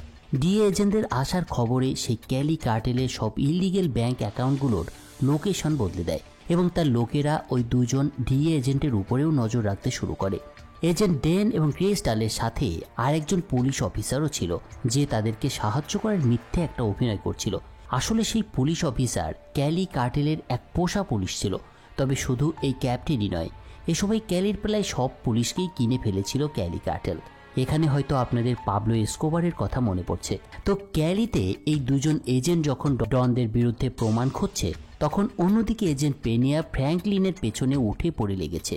সে চাইছে যে কোনো মূল্যেই হোক এই ফ্র্যাঙ্কলিনকে হাতে নাতে ধরতে, কারণ পেনিয়া জানতো ক্যালি কার্টেলের যত টাকা পয়সা আছে সেসব টাকা পয়সার ইনফরমেশন শুধুমাত্র ফ্র্যাঙ্কলিনের মাধ্যমেই বাইরে বের করে আনা সম্ভব। তবে এর মধ্যে ক্যালিতে অন্য এক ধরনের একটা খেলাও চলছিল। ক্যালি সিটিতে অবস্থান করা এজেন্টরা একদিন এমন একটা বিল্ডিংয়ের সন্ধান পায় যেটার মালিক ছিল ক্যালি কার্টেল গ্রুপ। যদিও এই বিল্ডিংয়ে ক্যালি কার্টেল তার লিগ্যাল বিজনেস চালাতো বলেই সবাই জানতো, কিন্তু এখানে ক্যালি কার্টেলের বিরুদ্ধে ইলিগ্যাল কিছু প্রমাণ পাওয়ার সম্ভাবনাও ছিল এবং সেই দুই এজেন্টের সেটাই সেদিন মনে হয়। তাই তারা বিল্ডিংটাতে তল্লাশি চালানোর চেষ্টা করে এবং এজন্য তারা আগে থেকেই একটা সার্চ ওয়ারেন্টও সাথে করে নিয়ে এসেছিল। কিন্তু আমরা জানি টি এজেন্টদের সাথে যে অফিসার ছিল, মানে সেই পুলিশ ক্যাপ্টেন, সে ছিল ক্যালি কার্টেলের পোষা পুলিশ। কিন্তু লোকটা এই সার্চের খবর ক্যালিদের কাছে পৌঁছে দেওয়ার আগেই এই রেইডের খবর বিচক্ষণ সালসেরও বুঝতে পারে। সে যখন জানতে পারে যে তাদের অফিসে রেইড হতে যাচ্ছে, তখন সে ভীষণ ভয় পেয়ে যায়, কারণ ক্যালি কার্টেলের সিইও পলিরোমা সেই অফিসেই তখন অবস্থান করছিল আর তার কাছে মোটা অঙ্কের ক্যাশ তো ছিলই। সেই সাথে পলিরোমা যাদের যে পুলিশদের ঘুষ দিত এবং সরকারের উচ্চ পর্যায়ে যাদের সাথে ডিল করত, তাদের টোটাল একটা ডেটাবেস তার কাছে সংরক্ষিত ছিল। পলিরোমার কাছে এমন একটা রেজিস্টার ছিল যেখানে ক্যালি কার্টেল কাদের কাদের ঘুষ দিত সে সম্পর্কে বিস্তারিত এন্ট্রি ছিল। সালসেরও জানতো যদি পলিরোমা ধরা পড়ে যায় তাহলে পুলিশের হাতে ক্যালি কার্টেলের বিরুদ্ধে অনেক বড় প্রমাণ চলে আসবে। তাই সে সেই বিল্ডিংয়ের দিকে এবার তড়িঘড়ি করে আসতে শুরু করে। তবে আসার পথে সে পলিরোমাকে ফোন করে নিচে যে কি চলছে এবং তার কাছে যে ডিএ এজেন্টরা আসছে সে বিষয়ে সাবধান করার চেষ্টা করে। কিন্তু এই পলিরোমা তখন ছিল ভীষণ ব্যস্ত, সে তার কোনো কথাই শুনতে চাইছিল না। সে টাকার হিসেবে এতটাই ব্যস্ত ছিল যে সালসেডোর কোনো কথা না শুনেই সে ফোনটা সেদিন কেটে দেয়। তবে এর কিছু সময়ের মধ্যেই ভিন্ন একটা শর্টকাট পথ ধরে সে তাদের অফিসে এসে পৌঁছায় এবং কোনো কথা না বলে টাকার ব্যাগটা একটা ডাস্টবিনে ফেলে দেয়। এছাড়া ইলিগ্যাল ডকুমেন্টসগুলো নিজের কাছে রেখে দেয়। এর কিছুক্ষণ পরে সেখানে ডিএ এজেন্ট এবং কিছু পুলিশ ঢুকে পড়ে। সালসেডো বুঝতে পারে এবার সে খুব বাজেভাবে ফেসে গেছে, তার কাছে পালানোর কোনো অপশনই নেই। তাই সে এজেন্টদের দেখে একটা অন্ধকার রুমে গিয়ে ঢুকে পড়ে। ডিএ এজেন্ট এবং পুলিশের টিম সেদিন পুরো অফিস তল্লাশি চালায় এবং সেখানে তারা বেশ কিছু ফাইলও খুঁজে পায় যেগুলো ছিল ইলিগাল। কিন্তু সেদিন বিভিন্ন জায়গায় খুঁজলেও সেই অন্ধকার ঘরে লুকিয়ে থাকার কারণে সার্চেডও অনেকটা ভাগ্যের জোরে সেদিন বেঁচে যায়। পুলিশ অফিসাররা কোনো কিছু না পেয়ে সেই রুম থেকে বেরিয়ে আসে এবং পুরো অফিস তল্লাশি চালিয়ে সেদিন কোনো কিছু না পেয়ে সেখান থেকে তারা চলে যায়। এর পরের দৃশ্যে আমরা দেখতে পাই এজেন্ট পেনিয়া সিআইএ মেম্বারদের সাথে কলম্বিয়ার একটা জঙ্গলে গিয়েছে। সিআইএ সেখানে সেদিন ক্যালি কার্টেলের ড্রাগস বানানোর একটা ল্যাবও জ্বালিয়ে দিয়েছিল। সেই সাথে সেখানে কাজ করা ক্যালি কার্টেলের সব সদস্যদেরকেও তারা মেরে ফেলেছিল। কিন্তু কিছুক্ষণ পরেই এজেন্ট পেনিয়া বুঝতে পেরেছিল এটা ক্যালি কার্টেলের ল্যাব ছিল না। তারা যেসব লোকদের হত্যা করেছিল তারা আসলে কমিউনিস্ট গ্রুপের সদস্য ছিল যারা জঙ্গলে থাকতো। সিআইএ ইউএস সরকারের কাছ থেকে ফান্ড রেজ করত। আসলে এই কমিউনিস্টদের মারার মাধ্যমে ইউএস গভর্নমেন্ট দেখাতে চাইছিল যে তারা ক্যালি কার্টেল গ্যাংয়ের বিরুদ্ধে কাজ করছে। অন্যদিকে ক্যালিতে ডিএ এজেন্ট পালেরোমাকে ধরতে ব্যর্থ হলেও তারা লোকটার উপরে কিন্তু নজর রাখতে ঠিকই শুরু করেছিল। আর একদিন রাতে তারা একটা অদ্ভুত সাফল্য পেয়ে যায়। সেদিন তারা জানতে পারে ক্যালি কার্টেলের সিইও পলেরমো চিলি থেকে বিশেষ একটা কাজ করে সবে মাত্র দেশে ফিরেছে এবং সে একই সাথে এটাও ভাবে এই বিষয়ে কোনো রিপোর্ট করার জন্য কোনো একটা বসের সাথে দেখা করতে যাবে। সেই চিন্তা থেকেই সেদিন তারা গভীর রাত পর্যন্ত পালেরোমের উপরে নজর রাখতে শুরু করে। তারা ভাবছিল আজ যদি পালেরোমোর বিরুদ্ধে কোনো প্রমাণ সংগ্রহ করা সম্ভব হয় তবে তাকে আমেরিকায় এক্সট্রাডিকশনেও পাঠানো হবে। এক্সট্রাডিকশনটা কি ছিল সেটা হয়তো অনেকেই জেনে গিয়েছেন, তারপরও বলছি, কোনো আসামিকে কলম্বিয়ার কোনো জেলে বন্দি না করে তাকে যখন ইউএসের কোনো জেলে বন্দি করা হয় এবং সেখানে সে সাধারণ কয়েদির মতো জীবনযাপন করে, সেটাকেই মূলত এক্সট্রাডিকশন বলা হতো। এক্ষেত্রে যে যত বড় মাপের মাফিয়াই হতো না কেন তাকে কোনো প্রকার কোনো সুযোগ সুবিধাই দেওয়া হতো না। সেই সাথে জেলের ভেতরে তাকে দিয়ে অনেক কাজ করানো হতো। এই এক্সট্রাডিকশনকে পাবলো এসকোবার ভীষণ ভয় পেত আর এজন্য সে কিন্তু নিজের একটা জেলও তৈরি করেছিল, যেটা আমরা পাবলো এসকোবারের গল্প থেকে জানতে পেরেছিলাম। তো এই বিষয়টা তারা এজেন্ট পেনিয়াকে জানালে সে তাদের নির্দেশ দেয় যে পালেরোমের উপরে কঠোর নজরদারি করতে।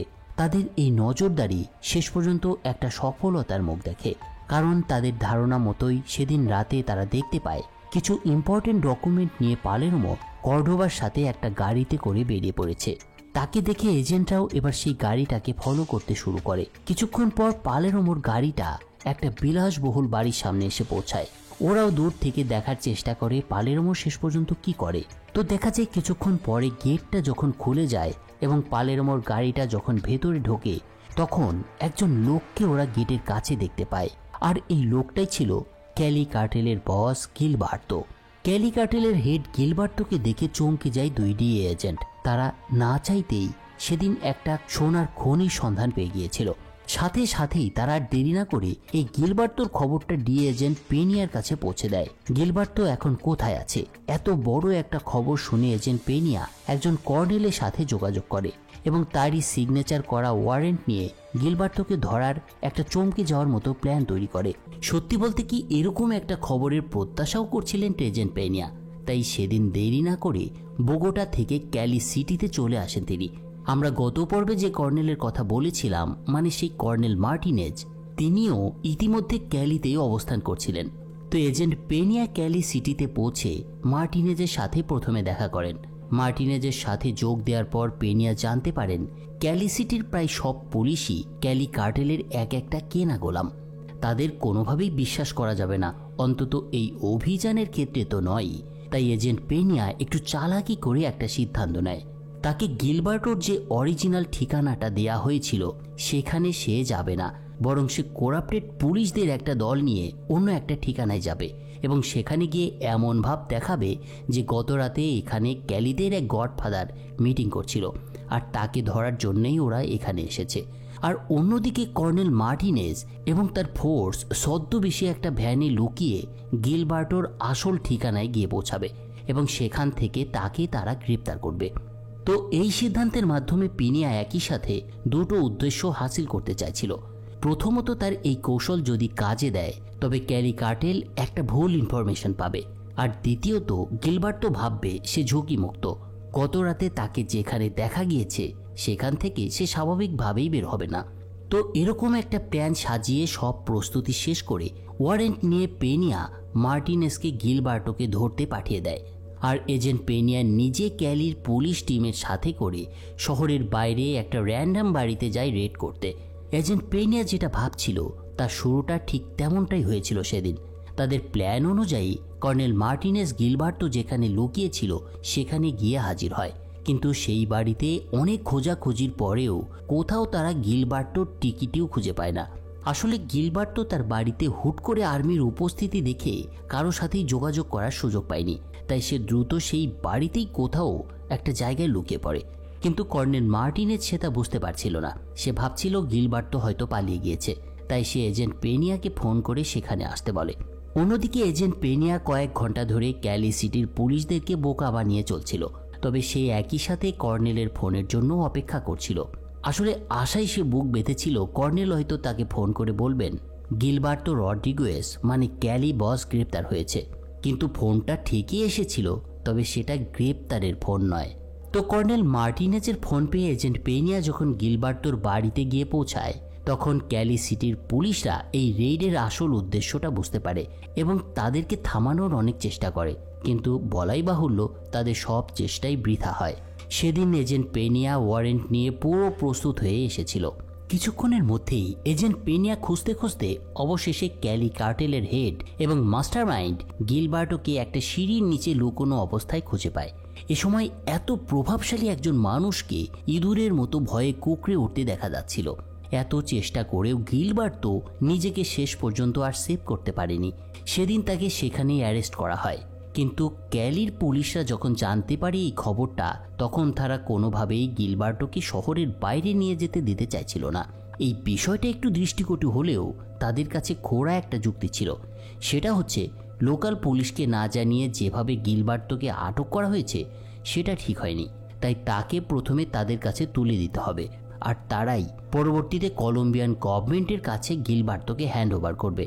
আসলে এই বিষয়টা মানে তাদের আবদারটা অনেকটা শিয়ালের কাছে মুরগি বর্গা দেওয়ার মতো একটা আবদার ছিল। যা হোক, ক্যালি পুলিশ এসবের মাধ্যমে যথাসাধ্য চেষ্টা করছিল এজেন্ট পেনিয়া এবং কর্নেল মার্টিনেজকে বাধা দেওয়ার। তাছাড়া আরেকটা কারণও ছিল তাদের, আর সেটা ছিল এই ক্যালি কার্টেলের ভয়। যদি তারা গিলবার্টোকে ক্যালি থেকে নিয়ে যেতে দেয় তাহলে ক্যালি কার্টেল গ্রুপের বাকি 3 পার্টনার এই পুলিশদেরকে মেরে ফেলবে, কারণ তারা সবাইকে ঘুষ দিত। সেই বিষয়টা দেখভালের দায়িত্ব ছিল এই ক্যালি পুলিশের। বুঝতেই পারছেন ভয় এবং টাকা করাপশনকে কোথায় নিয়ে গিয়েছিল। তো এজেন্ট পেনিয়া এবং কর্নেল মার্টিনেজ যখন গিলবার্তোকে বোগোটায় নিয়ে যাওয়ার জন্য এয়ারফিল্ডের উদ্দেশ্যে রওনা হয়েছে, তখন লোকাল পুলিশ তাদেরকে ধরার জন্য শহরের পুরো পুলিশ ব্যাটালিয়নকে তাদের পেছনে লাগিয়ে দেয়। কিন্তু এজেন্ট পেনিয়া এবার আটঘাট বেঁধেই ক্যালি কার্টেলকে ধরতে মাঠে নেমেছিল। সে একটা প্ল্যান আগে থেকেই ঠিক করে রেখেছিল। পেনিয়া ভালো মতোই জানতো ক্যালিতে এই কার্টেলের প্রভাব কতটুকু, আর তারা যে পুলিশের বাধার সম্মুখীন হবে সেটা খুবই স্বাভাবিক। তাই সে একটা প্ল্যান বি প্রস্তুত করে রেখেছিল। তো সেটা অনুযায়ী কর্নেল মার্টিনেজ গিলবার্তোকে অ্যারেস্ট করে একটা চিকেন ট্রাকে করে তাকে নিয়ে যেতে শুরু করে। আর তখন শহরের সব পুলিশ সেই ট্রাকের পেছনে ধাওয়া করে। কিন্তু এজেন্ট পেনিয়া এখানে ছোট্ট একটা গেম খেলেছিল। সে একটা খালি ট্রাকের পেছনে পুলিশদেরকে লাগিয়ে দিয়েছিল এবং অন্যদিকে গিলবার্তোকে অন্য একটা ট্রাকে করে নিয়ে যাওয়া হচ্ছিল এয়ারফিল্ডের উদ্দেশ্যে। যে ট্রাকে করে গিলবার্তোকে নিয়ে যাওয়া হচ্ছিল সেই ট্রাকটা সোজা এয়ারপোর্টে গিয়ে থামে কিছুক্ষণের মধ্যেই। এরপর তারা গিলবার্তোকে একটা প্লেনে করে সোজা বোগোটাতে নিয়ে আসে। শহরের এক পাশে যখন এই বিরাট ঘটনাটা ঘটছিল, তখন ক্যালি কার্টেলের সেকেন্ড বস মিগুয়েল সালেজারের স্ত্রী মারিয়ার সাথে আমোদ ফুর্তিতে ব্যস্ত ছিল। গিলবার্তোকে গ্রেপ্তারের সময় ক্যালিদের নিরাপত্তা ব্যবস্থায় বেশ কিছু ত্রুটি দেখা দেয়। অনেকেরই ধারণা এ কারণে গিলবার্তোকে ধরা অনেকটা সহজ হয়ে গিয়েছিল ডি এর জন্য। এই নিরাপত্তা ব্যবস্থার ত্রুটির বিষয়টা শুরু হয়েছিল গিলবার্তোকে গ্রেপ্তারের আগের দিন থেকেই, কারণ একটা বিশেষ একটা ঘটনা ঘটিয়েছিল মিগুয়েল। মারিয়ার কথা তো আপনাদের মনে আছে, তাই না? সেই সালাজারের স্ত্রী, যেটা আমরা প্রথম পর্বে খুব ভালোভাবে বিশ্লেষণ করেছিলাম। এই মারিয়া মিগুয়েলের কাছে একটা আবদার করে বসেছিল। সালেজা এবং মারিয়ার একটা সন্তান ছিল। সেই সন্তানটিকে সালেজার মা তার সাথেই রেখে দিয়েছিল, কিন্তু মারিয়া চাইছিল তার সন্তানকে তার নিজের কাছে এনে রাখতে। তাই সে আগের দিন মিগুয়েলের কাছে তার সন্তানকে এনে দেওয়ার জন্য আবদার করে বসে। আর মারিয়ার আবদারে মিগুয়েলও রাজি হয় এবং সে সিদ্ধান্ত নেয় পরের দিন, মানে যেদিনকে গিলবার্তোকে গ্রেপ্তার করা হয়, সেদিন মারিয়ার ছেলেকে আনতে সালসেডো এবং নেভেগেন থেকে পাঠানো হবে। তাই প্রথম ত্রুটিটা শুরু হয়েছিল এই সালসেডো এবং নেভেগেন থেকে পাঠানোর মাধ্যমেই। আর অন্যদিকে পাচো মেক্সিকোতে ছিল আর চেপে নিউ ইয়র্কের বিষয়টা সামলাতো। যেহেতু সালসেডোর টেকনিক্যাল সাপোর্ট পাওয়া যাচ্ছিল না, তাই সে জানতেও পারছিল না ক্যালির অবস্থা সম্পর্কে, তাই তারও কিছু করার ছিল না। গিলবার্তোকে গ্রেপ্তারের সময় আসলে এমন কেউ ছিল না যে ক্যালি কার্টেলের হেডকে ক্যালি সিটির বাইরে নিয়ে যাওয়া থেকে আটকাতে পারবে। আর এদিকে এজেন্ট পেনিয়ার ভাগ্যটাও খুব সুপ্রসন্ন ছিলই বলা যায়। ক্যালি কার্টেলের বাকি 3 পার্টনার গিলবার্তোর ধরা পড়ার বিষয়ে প্রথমে কোনো কিছু জানতেই পারেনি। গিলবার্তোকে যখন বোগোটাতে আনা হয়, তখন আমাদেরকে রিয়েল লাইফের গিলবার্তোর একটা ফুটেজ দেখানো হয়। গিলবার্তোকে বোগোটা নিয়ে আসার পর সেন্ট্রাল জেলে রাখা হয় তাকে। কিন্তু সে সময় কলম্বিয়ার জেল এই সময়ের জেলের মতো ছিল না। তখন কলম্বিয়ার জেলে কয়েদিরা সব কিছু করতে পারত। বাইরে তারা যে সকল সুযোগ সুবিধা ভোগ করত, ঠিক সেই সব সুযোগ সুবিধাই তারা জেলে বসেই পেয়ে যেত। আর গিলবার্তো ছিল এই কলম্বিয়ার বিশেষ একজন মানুষ। তাই গ্রেপ্তার হওয়ার পরেও গিলবার্তো জেলে বসেই সব কিছু সামলাতে পারত। কিন্তু এজেন্ট পেনিয়া এবং কর্নেল মার্টিনেজ গিলবার্তোর কাছ থেকে পুরো কার্টেল সাম্রাজ্যের ইনফরমেশন বের করতে চাইছিল। এই অবস্থার মধ্যেই পর্দায় আর একটা নতুন চরিত্রের এন্ট্রি ঘটে। গিলবার্তোর একটা ছেলে ছিল যে আইন নিয়ে পড়াশোনা করছিল। গিলবার্তো প্রথম থেকেই চাইতো না তার ছেলে তার মতো অবৈধ কোনো কাজে জড়িয়ে পড়ুক। তো একদিন গিলবার্তোর ছেলে তার সঙ্গে দেখা করতে আসে, কিন্তু গিলবার্তো তাকে সেদিন অনেক রাগ করেছিল, কারণ সে চাইছিল না তার ছেলে তার যে কোনো কাজে ইনভলভ হয়ে পড়ুক। যা হোক, এদিকে গিলবার্তোর ধরা পড়ার খবর শেষ পর্যন্ত ক্যালি কার্টেল গ্রুপের বাকি 3 মেম্বারও জানতে পারে এবং পুরো ঘটনায় একেবারে স্তম্ভিত হয়ে যায় তারা। এরপর এই 3 পার্টনার তাদের লোকদের জিজ্ঞাসাবাদ করতে শুরু করে। মিগুয়েলের একটা প্রশ্ন ছিল অন্যদের কাছে। তার কথা ছিল, যখন এসব ঘটছিল তখন তোমরা কোথায় ছিলে? কিন্তু কেউই আসলে সেদিন কোনো সদুত্তর দিতে পারেনি। তবে গিলবার্তো গ্রেপ্তার হওয়ার পর তার ভাই মিগুয়েল, যে ক্যালি কার্টেলের দ্বিতীয় পার্টনার ছিল, সে ইনডাইরেক্টলি এবার ক্যালি কার্টেলের হেড হয়ে যায়। কিন্তু এই বিষয়টা প্রথম দিকে গিলবার্তো জানতো না। তবে মিগুয়েল কার্টেলের দায়িত্ব নেওয়ার পর ভাবতে শুরু করেছিল তার ভাইকে কিভাবে জেল থেকে সে বের করে নিয়ে আসবে। মিগুয়েল কলম্বিয়ার নেতাদের উপরে তারপর থেকে প্রেশার তৈরি করতে শুরু করে, কারণ এইসব নেতাদেরকে তারা কারি কারি টাকা এতদিন খাইয়েছে। মিগুয়েলের এই পলিসি শেষ পর্যন্ত কাজেও দিয়েছিল। সেই সব নেতারা পুলিশের উপরে চাপ দিতে শুরু করে, আর এসবের মধ্যে কর্নেল মার্টিনেজ সবার টার্গেটে পরিণত হয়। কিন্তু কর্নেল মার্টিনেজ ছিল একজন সৎ মানুষ, তার উপরে ক্রমাগত চাপ তৈরি হচ্ছিল। এই অবস্থাটা একসময় এমন হয়ে দাঁড়ায় যে সে ভাবতে শুরু করেছিল তাকে হয়তো গিলবার্টোকে শেষ পর্যন্ত ছেড়েই দিতে হবে। তাছাড়া সে সময় আরেকটা বিষয় ঘটেছিল, আপনাদের হয়তো মনে আছে, ক্যালি কার্টেলের সিও পলিমোরার অফিস থেকে এজেন্টরা কিছু ডকুমেন্ট নিয়ে এসেছিল। সেই ডকুমেন্টের মধ্যে একটা তালিকা ছিল যেখানে ক্যালি কার্টেল কোন কোন পুলিশকে ঘুষ দিত সেটা সুস্পষ্টভাবে উল্লেখ ছিল।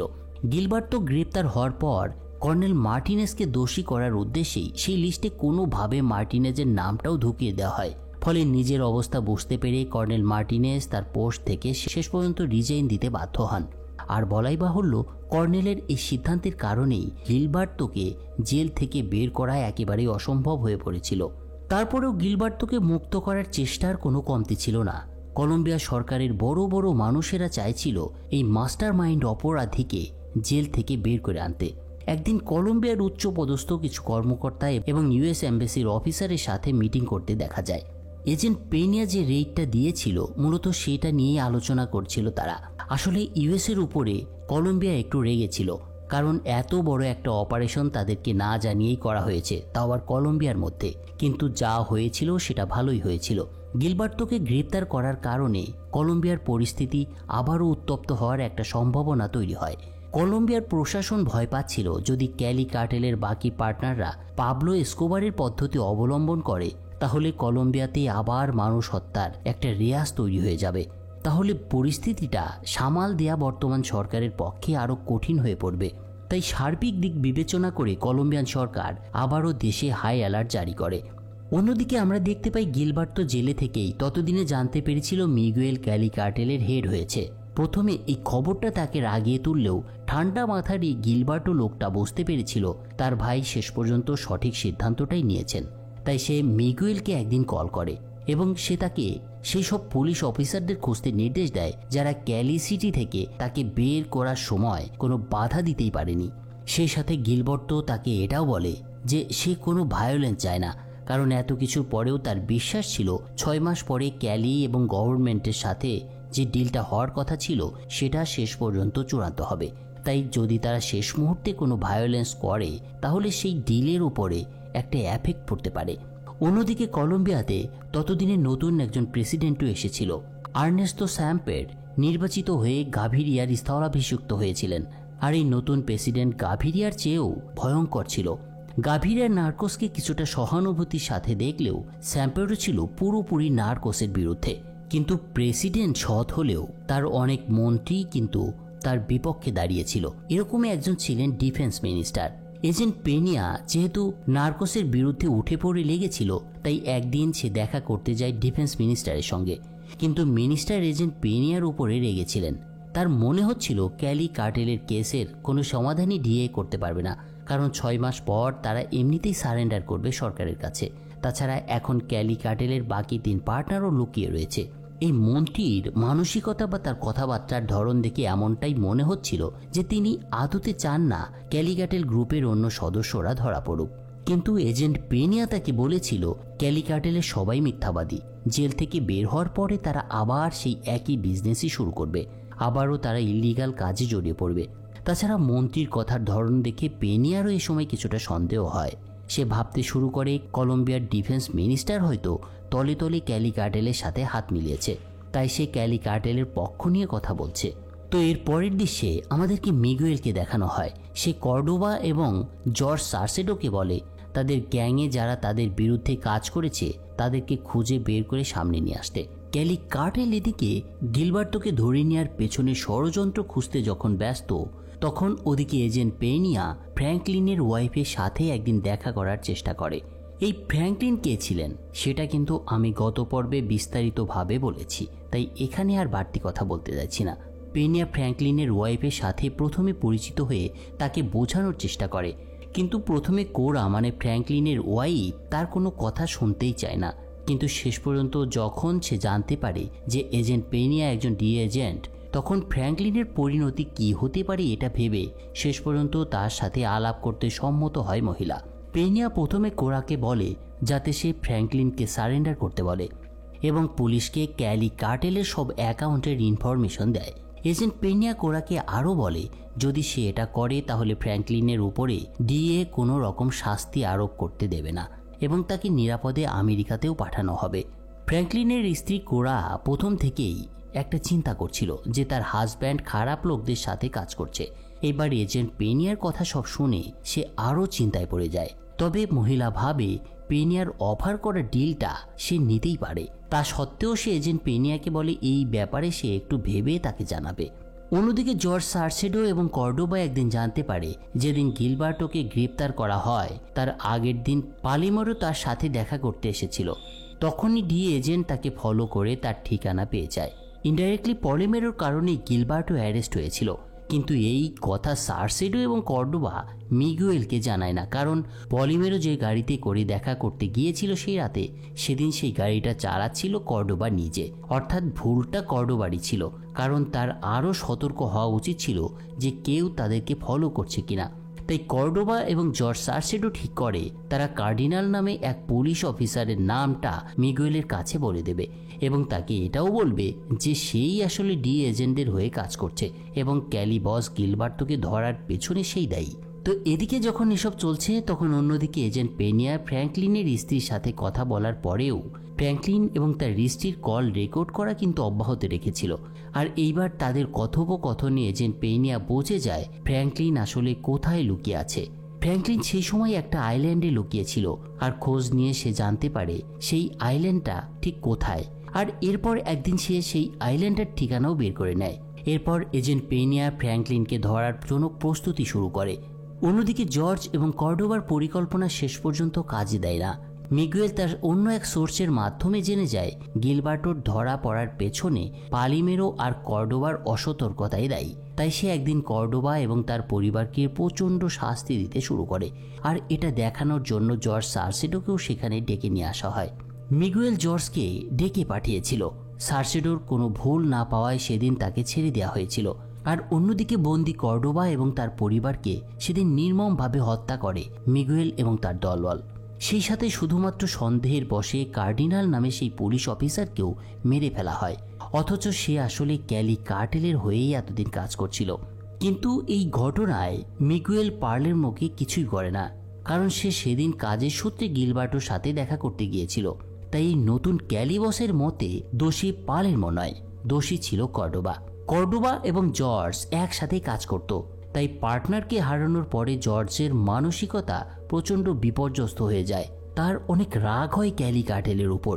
কর্ডোবার মৃত্যুতে জর্জ সার্সেডো এতটাই ভেঙে পড়েছিল যে সে সেদিন বাড়িতে এসে অনেক কান্না করে এবং সেদিন সে একটা ভয়ঙ্কর সিদ্ধান্ত নেয়। সিদ্ধান্তটা ছিল সার্সেডো ক্যালি কার্টেলকে একেবারে ধ্বংস করে দেবে, আর এর মাধ্যমে সে তার পার্টনারের মৃত্যুর প্রতিশোধ নিতে চাইছিল। আর অন্যদিকে মিগুয়েল নিজের অজান্তেই একজন ভালো মানুষকে হিংস্র মানুষে পরিণত হতে বাধ্য করেছিল। এই সিদ্ধান্তটা নিয়েই সেদিন রাতে জর্জ সার্সেডো একটা জায়গায় যায়। সেখানে গিয়ে সে একটা হাইটেক ইকুইপমেন্ট ব্যবহার করে ডিএ এজেন্ট ক্রিস্টাল এবং ডেনকে কল করে। জর্জ তাদের বলে যে সে ক্যালির পার্টনারদের ইনফরমেশন তাদের দেবে, তবে তাদের একজন আরেকজনকে সাহায্য করতে হবে। কথায় আছে না, শত্রু শত্রু বন্ধু হয়ে যায়। আসলে এক্ষেত্রেও সেটাই ঘটেছিল। মিগুয়েল কর্ডোবাকে মেরে ফেলায় সার্সেডো এখন ক্যালি কার্টেলেরই শত্রু হয়ে গিয়েছিল, আর মিগুয়েলের সব শত্রুই তখন জর্জ সার্সেডোর বন্ধু হয়ে গিয়েছিল। আশা করি বুঝতে পেরেছেন। এরপর আমরা ক্যালি কার্টেলের একটা ল্যাব দেখতে পাই, যেটা ছিল ইউএসএতে অবস্থিত। এই ল্যাবে বানানোর সময় কয়েকজন বোকামি করে বসে একদিন, আর তাদের বোকামির জন্য সেই ল্যাবে বড় ধরনের একটা দুর্ঘটনা ঘটে এবং সেখানে থাকা প্রায় সব লোকই আগুনে পুড়ে মারা যায়। এই ঘটনাতেও চেপের অবস্থানটাও অনেকটা নড়বড়ে হতে শুরু করেছিল আমেরিকাতে। তো যাই হোক, এরপরে আমরা দেখতে পাই সার্সেডো ডিএ এজেন্ট ক্রিস্টাল এবং ডেনের সাথে দেখা করতে তাদেরকে একটা জায়গায় ডেকেছে। তো সেদিন তারা চলে আসার পর সার্সেডো তাদের গাড়িতে বসে তাদের সাথে কথা বলতে শুরু করে। সার্সেডো তাদেরকে সেদিন সব কিছু বলে দেয় ক্যালি কার্টেলের সম্পর্কে। সার্সেডো তাদের এটাও বলে যে সে ক্যালি কার্টেলের চিফ সিকিউরিটি অফিসার। সে তাদেরকে ক্যালি কার্টেলের সব ইনফরমেশন এখন থেকে দিতে শুরু করবে, কিন্তু এর পরিবর্তে সে তাদের একটা শর্ত দেয়। আর শর্তটা হচ্ছে এজেন্টদেরকে সার্সেডো বলে তাকে এবং তার পরিবারকে সেফলি ইউএসএতে নিয়ে যেতে হবে। একজন এজেন্ট তার কাছে এ সময় জানতে চায় কেন সে তাদের সাহায্য করছে। উত্তরে সার্সেডো বলে সে খুনি নয়, সে এই সব কিছু থেকে বের হতে চায়, কিন্তু সে জানে ক্যালি কার্টেল তাকে বের হতে দেবে না, তাই সে তার পরিবারকে নিরাপদে রাখার জন্যই মূলত এই কাজটা করছে। এছাড়া তার দীর্ঘদিনের পার্টনার কর্ডোবাকেও ক্যালি কার্টেল নির্মমভাবে হত্যা করেছে, যে লোকটা ক্যালি কার্টেলের জন্য একেবারে নিজের জীবন দিতেও প্রস্তুত ছিল, আর তারাই কিনা তার সঙ্গে এরকম একটা বেইমানি করে বসলো। সে তাদের আরও বলে তার মনে হচ্ছে ক্যালি কার্টেল তার সাথেও এমনটা করবে, আর এজন্য সে এখান থেকে বের হতে চাইছে। জর্জের সব কথা শুনে ক্রিস্টাল এবার তাকে বলে তাদের ক্যালির সেকেন্ড পার্টনার মিগুয়েলকে প্রথমে চাই। তাদের কথায় জর্জ এবার সাথে সাথে রাজি হয়ে যায়, আর সে বলে আসল সময় আসলে সে তাদেরকে ফোন করে জানিয়ে দেবে। সেদিন মূলত দুই পক্ষের মধ্যে এরকমই একটা আলোচনা হয়। এরপর দৃশ্যপট চেঞ্জ হলে আমরা দেখতে পাই এজেন্ট পেনিয়া ফ্র্যাঙ্কলিনকে ধরতে কার্লো আইল্যান্ডে গিয়ে পৌঁছেছে। আসলে এই কার্লোতেই ফ্র্যাঙ্কলিন লুকিয়েছিল। লোকাল পুলিশের কাছ থেকে এজেন্ট পেনিয়া ফ্র্যাঙ্কলিনের এক্স্যাক্ট লোকেশনটাও সেদিন পেয়ে যায়। তো কিভাবে ফ্র্যাঙ্কলিনকে এজেন্ট পেনিয়া ধরেছিল সেটা আমরা একটু পরে দেখছি। অন্যদিকে ক্যালি কার্টেল প্রতি বছরই একটা ট্রেডিশনাল ফেস্টিভ্যাল পালন করে। এবছরও কিছুদিনের মধ্যেই এই ফেস্টিভ্যালটা শুরু হওয়ার কথা ছিল। এই ফেস্টিভ্যালে ক্যালি সিটির অনেক তাবড় তাবড় নেতারা সেখানে উপস্থিত থাকে, আর এই ফেস্টিভ্যালে ক্যালির লিডারকে একটি স্পিচ দিতে হতো। এটা প্রতি বছরের রেওয়াজ ছিল। যেহেতু ক্যালি বস গিলবার্টো জেলে ছিল, তাই এবার ফেস্টিভ্যালে মিগুয়েলকে স্পিচটা দেওয়ার দায়িত্ব পড়েছিল। কিন্তু এই অনুষ্ঠানটা ক্যালি বা ক্যালিবাসীদের কাছে একটা আনন্দ ঘন মুহূর্ত বয়ে আনলেও সার্সেডো চাচ্ছিল ক্যালি কার্টেলের এই দ্বিতীয় বস মিগুয়েলকে এবার সে ডিএ এজেন্টদের হাতে তুলে দিতে চায়। সে যেভাবেই হোক নিশ্চিত করতে চায় ডিএ এজেন্ট কিংবা পুলিশের হাতে মিগুয়েল যেন ধরা পড়ে, কিন্তু একই সাথে সে এটা চাইছিল না অন্য কোনো কার্টেল এসে মিগুয়েলকে খুন করুক। তাই সার্সেডো নিজে সেই অনুষ্ঠানে মিগুয়েলের সিকিউরিটির ব্যবস্থা করে, যাতে অন্য কেউ তার উপরে হামলা করতে না পারে। কিন্তু একই সাথে সে ক্রিস্টাল এবং ডেনের সাথে নিয়মিত যোগাযোগ রেখে চলেছিল। এদিকে সব গোছগাছের পাশাপাশি সার্সেডো পালিমেরোকেও একটা ব্যবস্থা করেছিল, আর সেটা হলো সে একটা অ্যাপার্টমেন্টে তাকে লুকিয়ে ফেলেছিল। সার্সেডো বুঝতে পেরেছিল যেহেতু মিগুয়েল জানতে পেরেছে যে পলিমেরো তার অনেক টাকা পয়সা আত্মসাৎ করেছে, তাই মিগুয়েলের মনে হচ্ছিল কর্ডোবা আর পালিমেরোর জন্যই গিলবার্তো জেলে আছে, আর সে কারণেই মিগুয়েল তখন পলিমেরোকে মারতে চাইছিল। আর এজন্য সে গোপনে গোপনে নেভিগেন থেকে পলিমেরোকে খুন করার অর্ডারটাও দিয়ে দেয়। আসলে পলিমেরো ছিল ক্যালি কার্টেলের সিএ মানে চিফ অ্যাকাউন্টেন্ট অফিসার। ক্যালি কার্টেলের সব ক্যাচ সে নিজে একা হাতেই হ্যান্ডেল করত, কিন্তু সার্সেডো চাচ্ছিল না কর্ডোবার মতো পলিমেরোর মৃত্যু ঘটুক, তাই সে তাকে লুকিয়ে রেখেছিল। এছাড়া জর্জ তার স্ত্রীকেও জানিয়ে রেখেছিল যে তারা খুব দ্রুতই এই দেশ ছেড়ে চলে যাবে। অন্যদিকে এজেন্ট পেনিয়া ফ্র্যাঙ্কলিনকে শেষ পর্যন্ত পাকড়াও করতে সক্ষম হয়। ধরা পড়ার পর ফ্র্যাঙ্কলিন এজেন্ট পেনিয়াকে বারবার একটা কথাই বলে চলেছিল যে সে তার ওয়াইফের সাথে দেখা করতে চায়, আর তার সাথে দেখা করার আগে সে তাদের কিছুই বলবে না। আসলে ফ্র্যাঙ্কলিন তার ওয়াইফকে সেফলি দেখতে চাইছিল, আর ওয়াইফের সাথে দেখা করতে পারলেই সে ক্যালি কার্টেলের বিরুদ্ধে তার মুখ খুলবে। ফ্র্যাঙ্কলিনের এ ধরনের প্রস্তাব, যদিও সে প্রস্তাব রাখার মতো একটা অবস্থায় ছিল না, কিন্তু তারপরেও অনেকটা বাধ্য হয়ে এজেন্ট পেনিয়া ফ্র্যাঙ্কলিনকে ওয়াদা করে যে প্রথমে সে তার ওয়াইফের সাথে দেখা করাবে এবং তারপরেই তার স্টেটমেন্ট নেবে। তো অন্যদিকে আমরা এবার জর্জ সার্সেডোকে দেখি, যে ডিএজেন্টদেরকে খবর দিয়ে দেয় যে ক্যালিদের ফেস্টিভ্যাল কবে হবে এবং সেদিন মিগুয়েল যে প্রধান বক্তার ভূমিকা পালন করবে সেটাও তাদেরকে বলে দেয়। সে আরও বলে দেয় মিগুয়েলকে ধরার জন্য এটাই তাদের জন্য সবচেয়ে ভালো সময়। তারা যেন এই পার্টিতে উপস্থিত থাকে এবং মিগুয়েলকে ধরার চেষ্টা করে। কিন্তু এজেন্ট ক্রিস্টাল এবং ডেন কোনো একটা কারণে সার্সেডোকে ঠিক বিশ্বাস করতে পারছিল না, কিন্তু তারা দুজন ফোর্স ছাড়াই সেদিন ফেস্টিভ্যালে চলে এসেছিল। ফেস্টিভ্যালটা যথাযথ জাঁকজমকপূর্ণ অবস্থাতেই শুরু হয় সেদিন, আর এর মধ্যেই এজেন্ট ডেন এবং ক্রিস্টালকে আমরা দেখতে পাই। তবে তারা শুধু সেদিন এসেছিল এটাই কনফার্ম করতে যে সার্সেডো তাদের আসলেই সত্যি কথা বলছে কিনা। কিন্তু জর্জ সার্সেডো ভেবেছিল সেদিনই মিগুয়েলের কেল্লা ফতে হয়ে যাবে, কিন্তু এজেন্টদের কোনো তৎপরতা না দেখে সে বুঝতে পারে ডিএ এজেন্টরা কোনো একটা কারণে তাকে বিশ্বাস করতে পারেনি, তাই সে এবার তাদের উপরে রেগে যায়। কিন্তু পার্টি শুরু হওয়ার কিছুক্ষণের মধ্যেই মিগুয়েলের উপরে অন্য একটা গ্যাং হামলা করে বসে।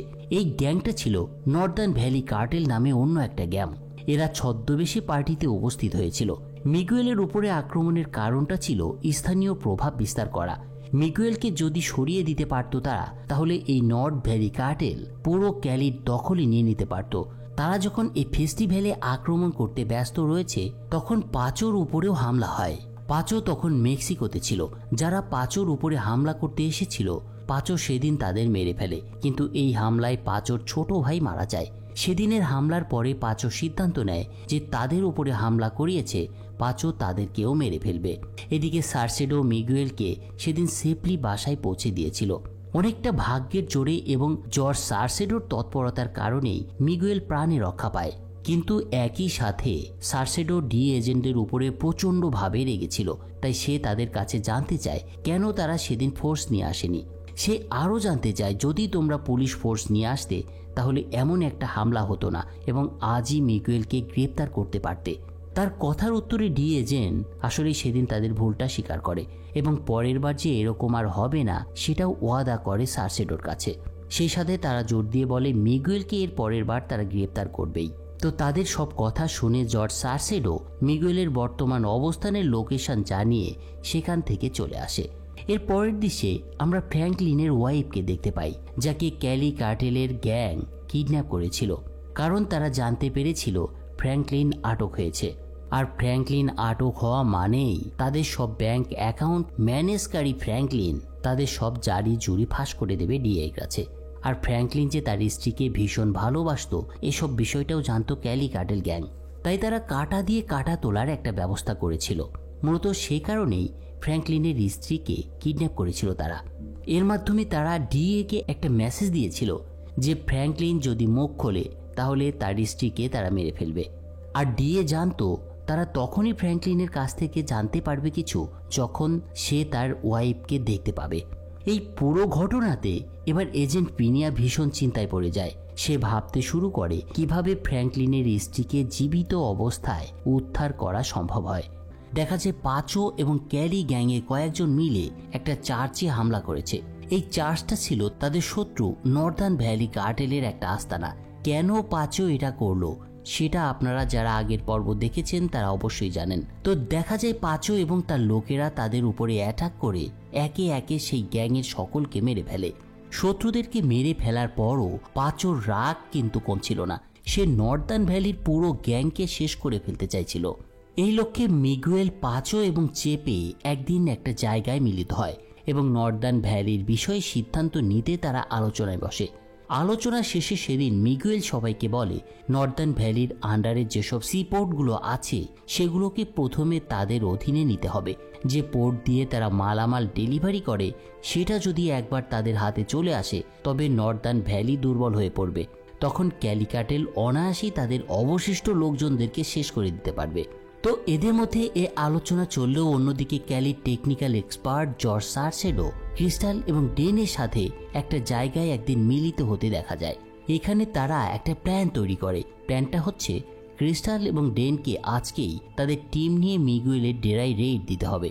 মিগুয়েল কোথায় রয়েছে সেটাও তাদের জানিয়ে দেয় সার্সেডো এবং তাদেরকে একটা সহজ রুটের কথাও বলে দেওয়া হয়, যাতে তারা সেই রুট ধরে সহজেই মিগুয়েলের আস্তানা অবধি পৌঁছাতে পারে। সার্সেডোর খবরটা পাওয়ার পর এই দুই এজেন্ট পেনিয়াকে খবরটা জানিয়ে দেয়।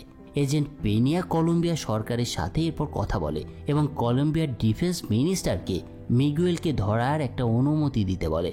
অদ্ভুত ব্যাপার হলো ডিফেন্স মিনিস্টারও পেনিয়াকে মিগুয়েলকে ধরার অনুমতিটাও দিয়ে দেয়।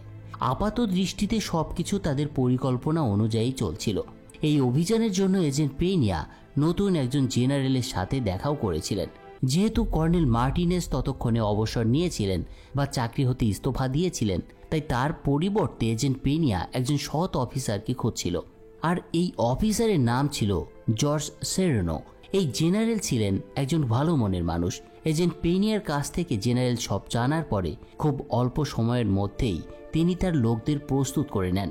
সেদিন সন্ধ্যায় সবাই মিলে মিগুয়েলকে ধরার জন্য বের হয়। আর ওদিকে সার্সেডো লুকিয়ে মিগুয়েলের বাড়িতে ঢুকে তার বাসার সব ওয়াকি টকিগুলো বন্ধ করে দেয়, যাতে ক্যালি কার্টেল চাইলেও মিগুয়েলকে ধরার অভিযানের ব্যাপারে কোনো কিছু জানতে না পারে। এর কিছুক্ষণ পর সার্সেডোর দেয়া ঠিকানায় ডিএ এবং কলম্বিয়ান আর্মির রেড শুরু হয়। সার্সেডো যে ঠিকানাটা দিয়েছিল সেটা ছিল মিগুয়েলের নতুন একটা বাড়ির ঠিকানা। এই বাড়িটা সে সর্বোচ্চ সুরক্ষিত করে তৈরি করেছিল এবং বাড়ির ভেতরে ইমার্জেন্সি অবস্থায় লুকোনোর একটা জায়গাও তৈরি করে রেখেছিল সে, যেটার ব্যাপারে আবার সার্সেডো জানতো না। তো সেদিন সন্ধ্যার পর থেকে সারা রাত ধরে মিগুয়েলের বাড়িতে রেড চলে, কিন্তু এজেন্টরা অদ্ভুতভাবে মিগুয়েলকে কোথাও খুঁজে পায় না। কিন্তু তারা তো শিওর ছিল যে মিগুয়েল এখানেই আছে, তাই টিমটা সকাল হওয়ার জন্য অপেক্ষা করতে শুরু করে। সকালবেলা বাথরুমের পেছনে তারা সেই হাইড আউটের জায়গাটা সম্পর্কে বুঝে যায় যেখানে মিগুয়েল লুকিয়েছিল। তো এরপর এজেন্টরা বাথরুমের পেছনের দেয়ালটা ভাঙতে শুরু করে, আর এ সময় আমরা দেখতে পাই মিগুয়েল অক্সিজেন মাস্ক নিয়ে সেই দেয়ালের পেছনেই লুকিয়ে আছে। কিন্তু এর মধ্যেই আর একটা ঝামেলা হয়ে যায়। দেয়াল ভাঙা শেষ হওয়ার আগেই একজন উকিল কিছু সাংবাদিক নিয়ে সেখানে হাজির হয়। এই উকিল ছিল ক্যালিদের নিয়োগকৃত উকিল। সে বলে এটা একটা প্রাইভেট প্রপার্টি, এখানে এরকম করা যাবে না।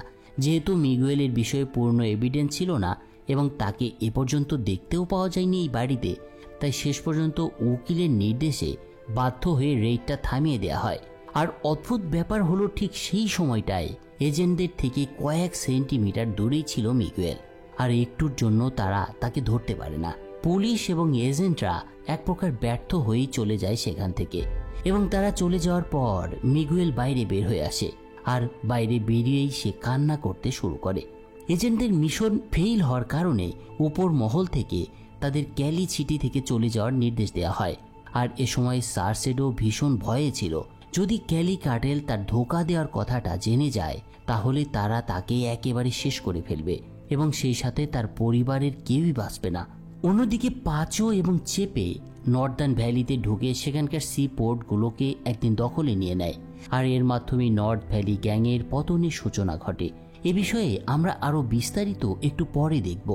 অন্যদিকে এর মধ্যে ক্যালি কার্টেলের বিশ্বস্ত নেভিগেন্তে ফ্র্যাঙ্কলিনের রিস্টিকে একটা কমিউনিস্ট গ্রুপের হাতে তুলে দিয়েছিল। এই ফ্র্যাঙ্কলিন কে ছিলেন এবং ফ্র্যাঙ্কলিনের রিস্টিকে কেন কমিউনিস্ট গ্রুপের হাতে তুলে দেওয়া হলো সে বিষয়ে একটা বিস্তারিত ব্যাখ্যা রয়েছে গত পর্বের। আশা করি আপনারা যারা এখনও আগের পর্বটি দেখেননি তারা প্লিজ ডেসক্রিপশনে দেওয়া লিঙ্ক থেকে সেটা আগে দেখে আসুন। তো যেদিন ফ্র্যাঙ্কলিনের রিস্টিকে তুলে দেওয়া হয়েছিল কমিউনিস্ট গ্রুপের হাতে, তার পরের দিন আমরা মিগুয়েলকে দেখতে পাই। সে তার লোকদের অর্ডার দেয় তাকে ধরতে, যে ডিএ এজেন্টদেরকে ইনফরমেশন দিয়েছিল তাকে খুঁজে বের করতে। কিন্তু এই কাজটা যে সার্সেডো করেছিল সেটা কেউ ঘুণাক্ষরেও বুঝতে পারেনি। অন্যদিকে এজেন্ট পেনিয়া জানতে পেরেছিল ফ্র্যাঙ্কলিনের রিস্টির মিসিং এর খবরটা, তাই সে সরকারের কাছে এবার অনুরোধ করে তাকে যেন ফ্র্যাঙ্কলিনের রিস্টিকে খুঁজতে সাহায্য করা হয়। কিন্তু কলম্বিয়ান সরকার এজেন্ট পেনিয়াকে কোনো প্রকার সাহায্য করতে রাজি ছিল না, কারণ অলরেডি তারা মিগুয়েলকে ধরার একটা মিশনে ব্যর্থ হয়েছিল, আর সরকারের পক্ষ থেকে এজেন্ট পেনিয়াকে দেওয়ার মতো এত টাকাও ছিল না। তাই এজেন্ট পেনিয়া তার পুরনো বন্ধু ডন বার্নাকে একদিন কল করে। ডন বার্না অনেক আগেই ক্যালি কার্টেলের থেকে আলাদা হয়ে গিয়েছিল, এটা তো আমরা সবাই জানি। তার নিজের ল্যাব ছিল, নিজের বিজনেস ছিল, এবং অদ্ভুত ব্যাপার হলো তার নিজের একটা আর্মিও ছিল। ডন বার্না ফ্র্যাঙ্কলিনের স্ত্রীকে শেষ পর্যন্ত খুঁজে বের করে। সে জানতে পারে ফ্র্যাঙ্কলিনের স্ত্রী জঙ্গলের একটা কমিউনিস্ট গ্রুপের কাছে বন্দী আছে। তাই বার্না তার টিমের সাথে এজেন্ট পিনিয়াকে নিয়ে সেই কমিউনিস্ট গ্রুপকে একদিন অ্যাটাক করে বসে। কিন্তু তারা যখন জঙ্গলে যাওয়ার জন্য প্রস্তুতি নিচ্ছিল তখন দুজন লোক তাদের জন্য অপেক্ষা করতে দেখা যায়, আর এরা ছিল কার্সিকান ব্রাদার্স। এই বন্ধুরা, এরা সেই কার্সিকান ব্রাদার্স যাদেরকে লস পেপারের সাথে যুক্ত হয়ে পাবলোর পুরো নেটওয়ার্ককে ধ্বংস করে দিয়েছিল। আশা করি এদের চিনতে পেরেছেন। তো জঙ্গলে তারা সবাই একত্রিত হয়ে ফ্র্যাঙ্কলিনের স্ত্রীকে সেই কমিউনিস্ট গ্রুপের হাত থেকে উদ্ধার করে এবং তাকে ফিরিয়ে নিয়ে আসা হয়। এজেন্ট পেনিয়া ফ্র্যাঙ্কলিনের স্ত্রীকে নিরাপদে ফিরিয়ে নিয়ে এসেছিল, আর এবার ফ্র্যাঙ্কলিনের সাথে তার স্ত্রীকে দেখা করিয়ে দিলেই ফ্র্যাঙ্কলিন সব কিছু বলে দেবে বলেই তাকে কথা দিয়েছিল লোকটা।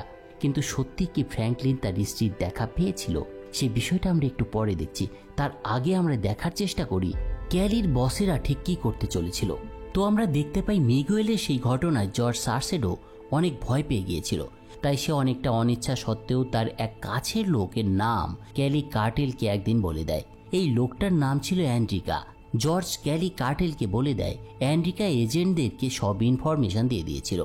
জর্জ এটা করেছিল কারণ অ্যান্ড্রিকা ছিল একা, কিন্তু জর্জের একটা পুরো পরিবার ছিল। সে তার পরিবারকে বাঁচাতে বলা যায় অ্যান্ডিকাকে অনেকটা বলি দিয়ে দিয়েছিল। সার্সেডোর কথা মতো মিগুয়েল অ্যান্ডিকাকে মেরে ফেলে, আর একটুর জন্য বেঁচে যায় জর্জ সার্সেডো। অ্যান্ডিকাকে খুন করার পর মিগুয়েল নেভিগেন্তের উপরে আরেকটাও দায়িত্ব দিয়ে দেয়। মিগুয়েল নেভিগেন্তেকে পালেরমোকে খুঁজে বের করে মেরে ফেলার নির্দেশ দেয়, কিন্তু সার্সেডো তো তাকে লুকিয়ে রেখেছিল। তো ক্যালিতে যখন পলিমেরাকে খোঁজার কাজ চলছে, তখন অন্যদিকে ক্যালি গ্যাংয়ের এক লোক জেলে গিয়ে ফ্র্যাঙ্কলিনকে খুন করে। ক্যালি কার্টেলের কাছে ফ্র্যাঙ্কলিন সম্পর্কে আগেই খবর ছিল, তাই লোকটাকে সরিয়ে দেওয়া হয়, তাও জেলের মধ্যেই। আর একই সাথে আরও একবার এজেন্ট পেনিয়ার প্ল্যান ফ্লপ হয়ে যায়। এই ঘটনার পর এজেন্ট পেনিয়া শেষ পর্যন্ত অ্যাম্বাসেডারের সাথে দেখা করতে বাধ্য হয়, কারণ এই অ্যাম্বাসেডারই ছিল ক্যালি গ্যাংদের ধরার একটা শেষ ভরসা। কিন্তু এবারও তাকে ব্যর্থ হতে হয়, কারণ সে অ্যাম্বাসেডারের সাথে দেখা করে তাকে এটাই বোঝানোর চেষ্টা করে কলম্বিয়ান সরকারের কোনো লোক নিশ্চয়ই ক্যালি কার্টেলের সাথে মিলে আছে এবং ক্যালি কার্টেলকে সব খবরাখবর দিচ্ছে। এ সময় পেনিয়া জানায় সে ডিফেন্স মিনিস্টারকে এক্ষেত্রে সন্দেহ করছে, কিন্তু অ্যাম্বাসেডার এটা বিশ্বাস করে না। তাছাড়া কলম্বিয়া সরকারের কিছু উচ্চপদস্থ এজেন্ট পেনিয়াকে কলম্বিয়া থেকে সরাতে চাচ্ছিল, তাই অ্যাম্বাসেডার তার কথাকে তো গুরুত্ব দেয়ই না, বরং পেনিয়াকে সেদিন বিকেল 5টার মধ্যে কলম্বিয়া ছেড়ে যেতে বলা হয়। এই খবরে পেনিয়া অবাক হওয়ার পাশাপাশি বেশ হতাশও হয়ে পড়ে, কারণ অনেক আশা নিয়ে ক্যালি কার্টেলকে শেষ করার একটা মিশনে সে নেমেছিল। সে চাইছিল যে কোনোভাবেই হোক মিগুয়েলকে ধরতে, আর এজন্য এজেন্ট পেনিয়ার কাছে খুব কম সময় ছিল। অ্যাম্বাসেডারের কাছ থেকে বার্তাটা পাওয়ার পর এজেন্ট পেনিয়ার মধ্যে মিগুয়েলকে ধরার একটা জেদ চেপে বসে। যেহেতু সেদিন বিকেল 5টা পর্যন্ত সময় ছিল, তাই এজেন্ট পেনিয়া এই কয়েক ঘন্টার মধ্যেই একটা কারিশমা দেখাতে চাইছিল মিগুয়েলকে ধরার মাধ্যমে, আর সে সেটাই করতে চলেছিল যেটা তার মন চাইছিল। তো সে তার দুজন এজেন্ট ডেন এবং ক্রিস্টালকে এবার সাথে নেয়। এজেন্ট পেনিয়া তাদেরকে বলে যে আজই তারা মিগুয়েলকে ধরবে। এজেন্ট পেনিয়া এরপর জেনারেলের সাথে দেখা করে এবং সে তার কাছে সেদিনের রেইড করার জন্য অনুরোধ করে, আর দেখা যায় জেনারেলও রাজি হয়ে যায়। তবে অনেক গোপনীয়তার সাথে তারা রেইড করার প্রস্তুতি নিতে শুরু করে। অন্যদিকে মিগুয়েলের ছেলে ডেভিড একসময় জানতে পারে যে ক্যালি কার্টেলের প্রতারক অন্য কেউ নয়, বরং তাদের একান্ত বিশ্বস্ত সার্সেডো, আর তাই সে সার্সেডোর পরিবারকে মারার জন্য দলবল নিয়ে সেখানে গিয়ে হাজির হয়। এজেন্ট পেনিয়া যখন এটা জানতে পারে, তখন সে ডেন এবং ক্রিস্টালকে সার্সেডোর পরিবারকে রক্ষা করার জন্য পাঠায় এবং দেখা যায় এজেন্টরা তাদেরকে রক্ষা করতেও সক্ষম হয়। এদিকে ঠিক একই সময়ে মিগুয়েলের কাছে একটা খবর আসে যে তাকে ধরার জন্য রেইড হতে চলেছে, তাই সে খবর পেয়ে দ্রুত পালাতে শুরু করে। কিন্তু এবার আর শেষ রক্ষা হয় না এই নতুন ক্যালি বসের। যদিও আর্মির সাথে গুলির লড়াই চলেছিল সেদিন, কিন্তু পুলিশ শেষ পর্যন্ত মিগুয়েলের লোকদেরকে একে একে মেরে ফেলে এবং জেনারেল জোস মিগুয়েলকে রাস্তার উপরই আটক করতে সক্ষম হয়। এই কয়েক ঘন্টার প্ল্যান এবং সাফল্যে এজেন্ট পেনিয়া অনেক বেশি খুশি হয়েছিল, কারণ এই সাফল্যের কারণে সে মনে করেছিল এখন তার কলম্বিয়ায় থাকাটা সম্ভব হবে। তো এরপরে আমরা গিলবার্তো আর মিগুয়েলকে একত্রে সেই জেলের মধ্যে দেখতে পাই, আর এভাবেই একে একে ক্যালির প্রধান দুই বস গ্রেপ্তার হয়েছিল। তবে তারা তারপরেও কিন্তু দমে গিয়েছিল না। জেলে বসেই তারা সিদ্ধান্ত নিয়েছিল যে সরকারের সাথে তারা ডিলটা শেষ পর্যন্ত শেষ করবে। তাই তারা পাঁচো এবং চেপেকেও জেলে নিয়ে আসার সিদ্ধান্ত নেয়। দুই ভাই ভাবছিল এটা করলে তাদের শাস্তিটা কমে যাবে, আর জেল থেকে বের হয়ে তারা সত্যি সত্যিই তাদের সব অপকর্মগুলো ছেড়ে দেবে এবং ভালোভাবে জীবন কাটাতে পারবে, কারণ তাদের কাছে তখনও অনেক অনেক টাকা ছিল। এরপর চেপে তাদের প্ল্যান অনুযায়ী আমেরিকান সরকারের কাছে একদিন সারেন্ডার করে, কিন্তু পাঁচও সারেন্ডার করার আগে তারা একটা কাজ শেষ করতে চাইছিল, আর সেটা হলো নর্দার্ন ভ্যালির বসকে শেষ করে দেয়া। পাঁচও চাইছিল পুরো নর্দার্ন ভ্যালিকে নিশ্চিহ্ন করে দিতে, কারণ এর আগের একটা হামলায় তার মারাত্মক ইনজুরি হয়, ফলে তাকে তখন হুইল চেয়ারে জীবন কাটাতে হয়েছিল। তাই নর্দার্ন ভ্যালিকে শেষ করে পাঁচও সিদ্ধান্ত নেয় এরপর সে সারেন্ডার করবে। আর এ চিন্তা থেকেই একদিন পাঁচও তার পুরো টিম নিয়ে নর্দার্ন ভ্যালির উপরে হামলা শুরু করে এবং দেখা যায় এক এক করে পাঁচও নর্দার্ন ভ্যালির সব লোকদেরকে মেরে ফেলে। এতে ক্যালি কার্টেল গ্যাংয়ের পর ড্রাগসের বিজনেস করার জন্য তখন কলম্বিয়াতে আর কোনো গ্যাংয়ে অবশিষ্ট ছিল না। তবে যদি নতুন কোনো গ্যাংয়ের উত্থান হতেও হতো, তবে সেটা অনেকটা সময় সাপেক্ষ ব্যাপার ছিল। তো এরপর পাঁচো জেনারেল জোসের কাছে শেষ পর্যন্ত সারেন্ডার করে। পাঁচোর সারেন্ডারের মাধ্যমেই ক্যালি কার্টেলের সব পার্টনাররা শেষ পর্যন্ত জেলে চলে গিয়েছিল। এত সব ক্রাইম করার পর কোর্ট তাদের মাত্র কয়েক বছরের জেল দিয়েছিল। আসলে কলম্বিয়ান সরকার শুধু এই ড্রাগ বিজনেসটা বন্ধ করতে চাইছিল আর শহরে শান্তিপূর্ণ একটা পরিবেশ বজায় রাখার চেষ্টা করছিল। ক্যালি কার্টেলের সবার জেলে বন্দী হওয়ার মধ্য দিয়েই কলম্বিয়াতে একটা শান্তির পরিবেশ নেমে আসে। কিন্তু এখানেই কি শেষ হয়ে গিয়েছিল সিজন 3-র গল্প নার্কোসের? মোটেই না, কারণ কাহিনী এখনো বাকি আছে, দেখতে থাকুন। ক্যালি কার্টেলের 4 সদস্য জেলে বন্দী হলেও তখনও তারা বিশাল ধনী ছিল। জেলে বসেই তারা পার্টি করত, কিন্তু এজেন্ট পেনিয়া সহ আরও কয়েকজন ক্যালি কার্টেলকে পুরোপুরি শেষ করে দিতে চাইছিল। এজেন্ট পেনিয়া এজেন্ট ডেন এবং এজেন্ট ক্রিস্টালকে এজন্য বিশেষ কিছু নির্দেশনাও দিয়েছিল। আর একদিন এই 3 জন তাদের পুলিশ ফোর্স নিয়ে একদিন প্রস্তুত হয়। তারা মূলত সার্সেডোর সাথে দেখা করতে চাইছিল, কারণ তার থেকে আরেকটা সাহায্য তারা পাবে বলেই আশা করেছিল। সাহায্যটা কি ছিল সেটা কিন্তু খুবই চমকে যাওয়ার মতো একটা ব্যাপার।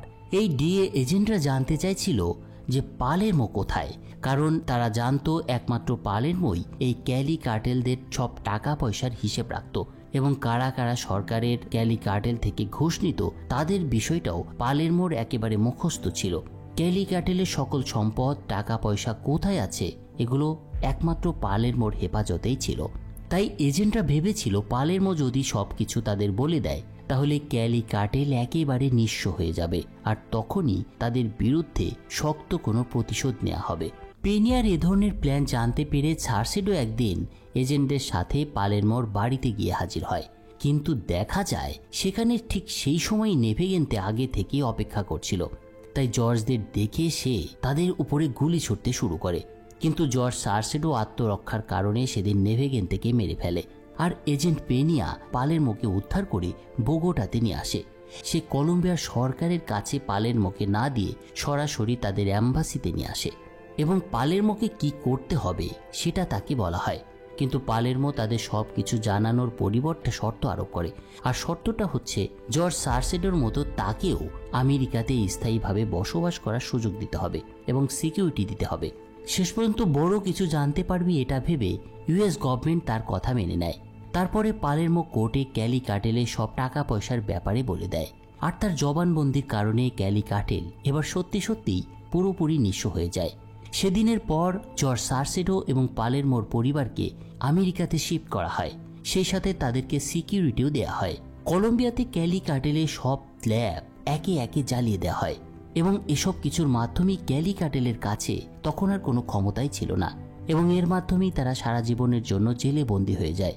এই 4 পার্টনারদের মধ্যে চেপে কোনোভাবেই গিলবার্টের এ ধরনের সিদ্ধান্তের কথা মেনে নিতে পারছিল না এবং সে এটা কোনোভাবেই ভাবতে পারছিল না যে সারা জীবন তাকে জেলে থাকতে হবে। তাই সে নিজেই একদিন রক্ষীদের ঘুষ দিয়ে জেল থেকে পালিয়ে সেই কার্সিকান ব্রাদার্সের সাথে হাত মেলানোর চেষ্টা করে, কিন্তু কার্সিকান ব্রাদার্স তাকে সেখানেই মেরে ফেলে আর তার লাশ রাস্তায় ফেলে দেয়।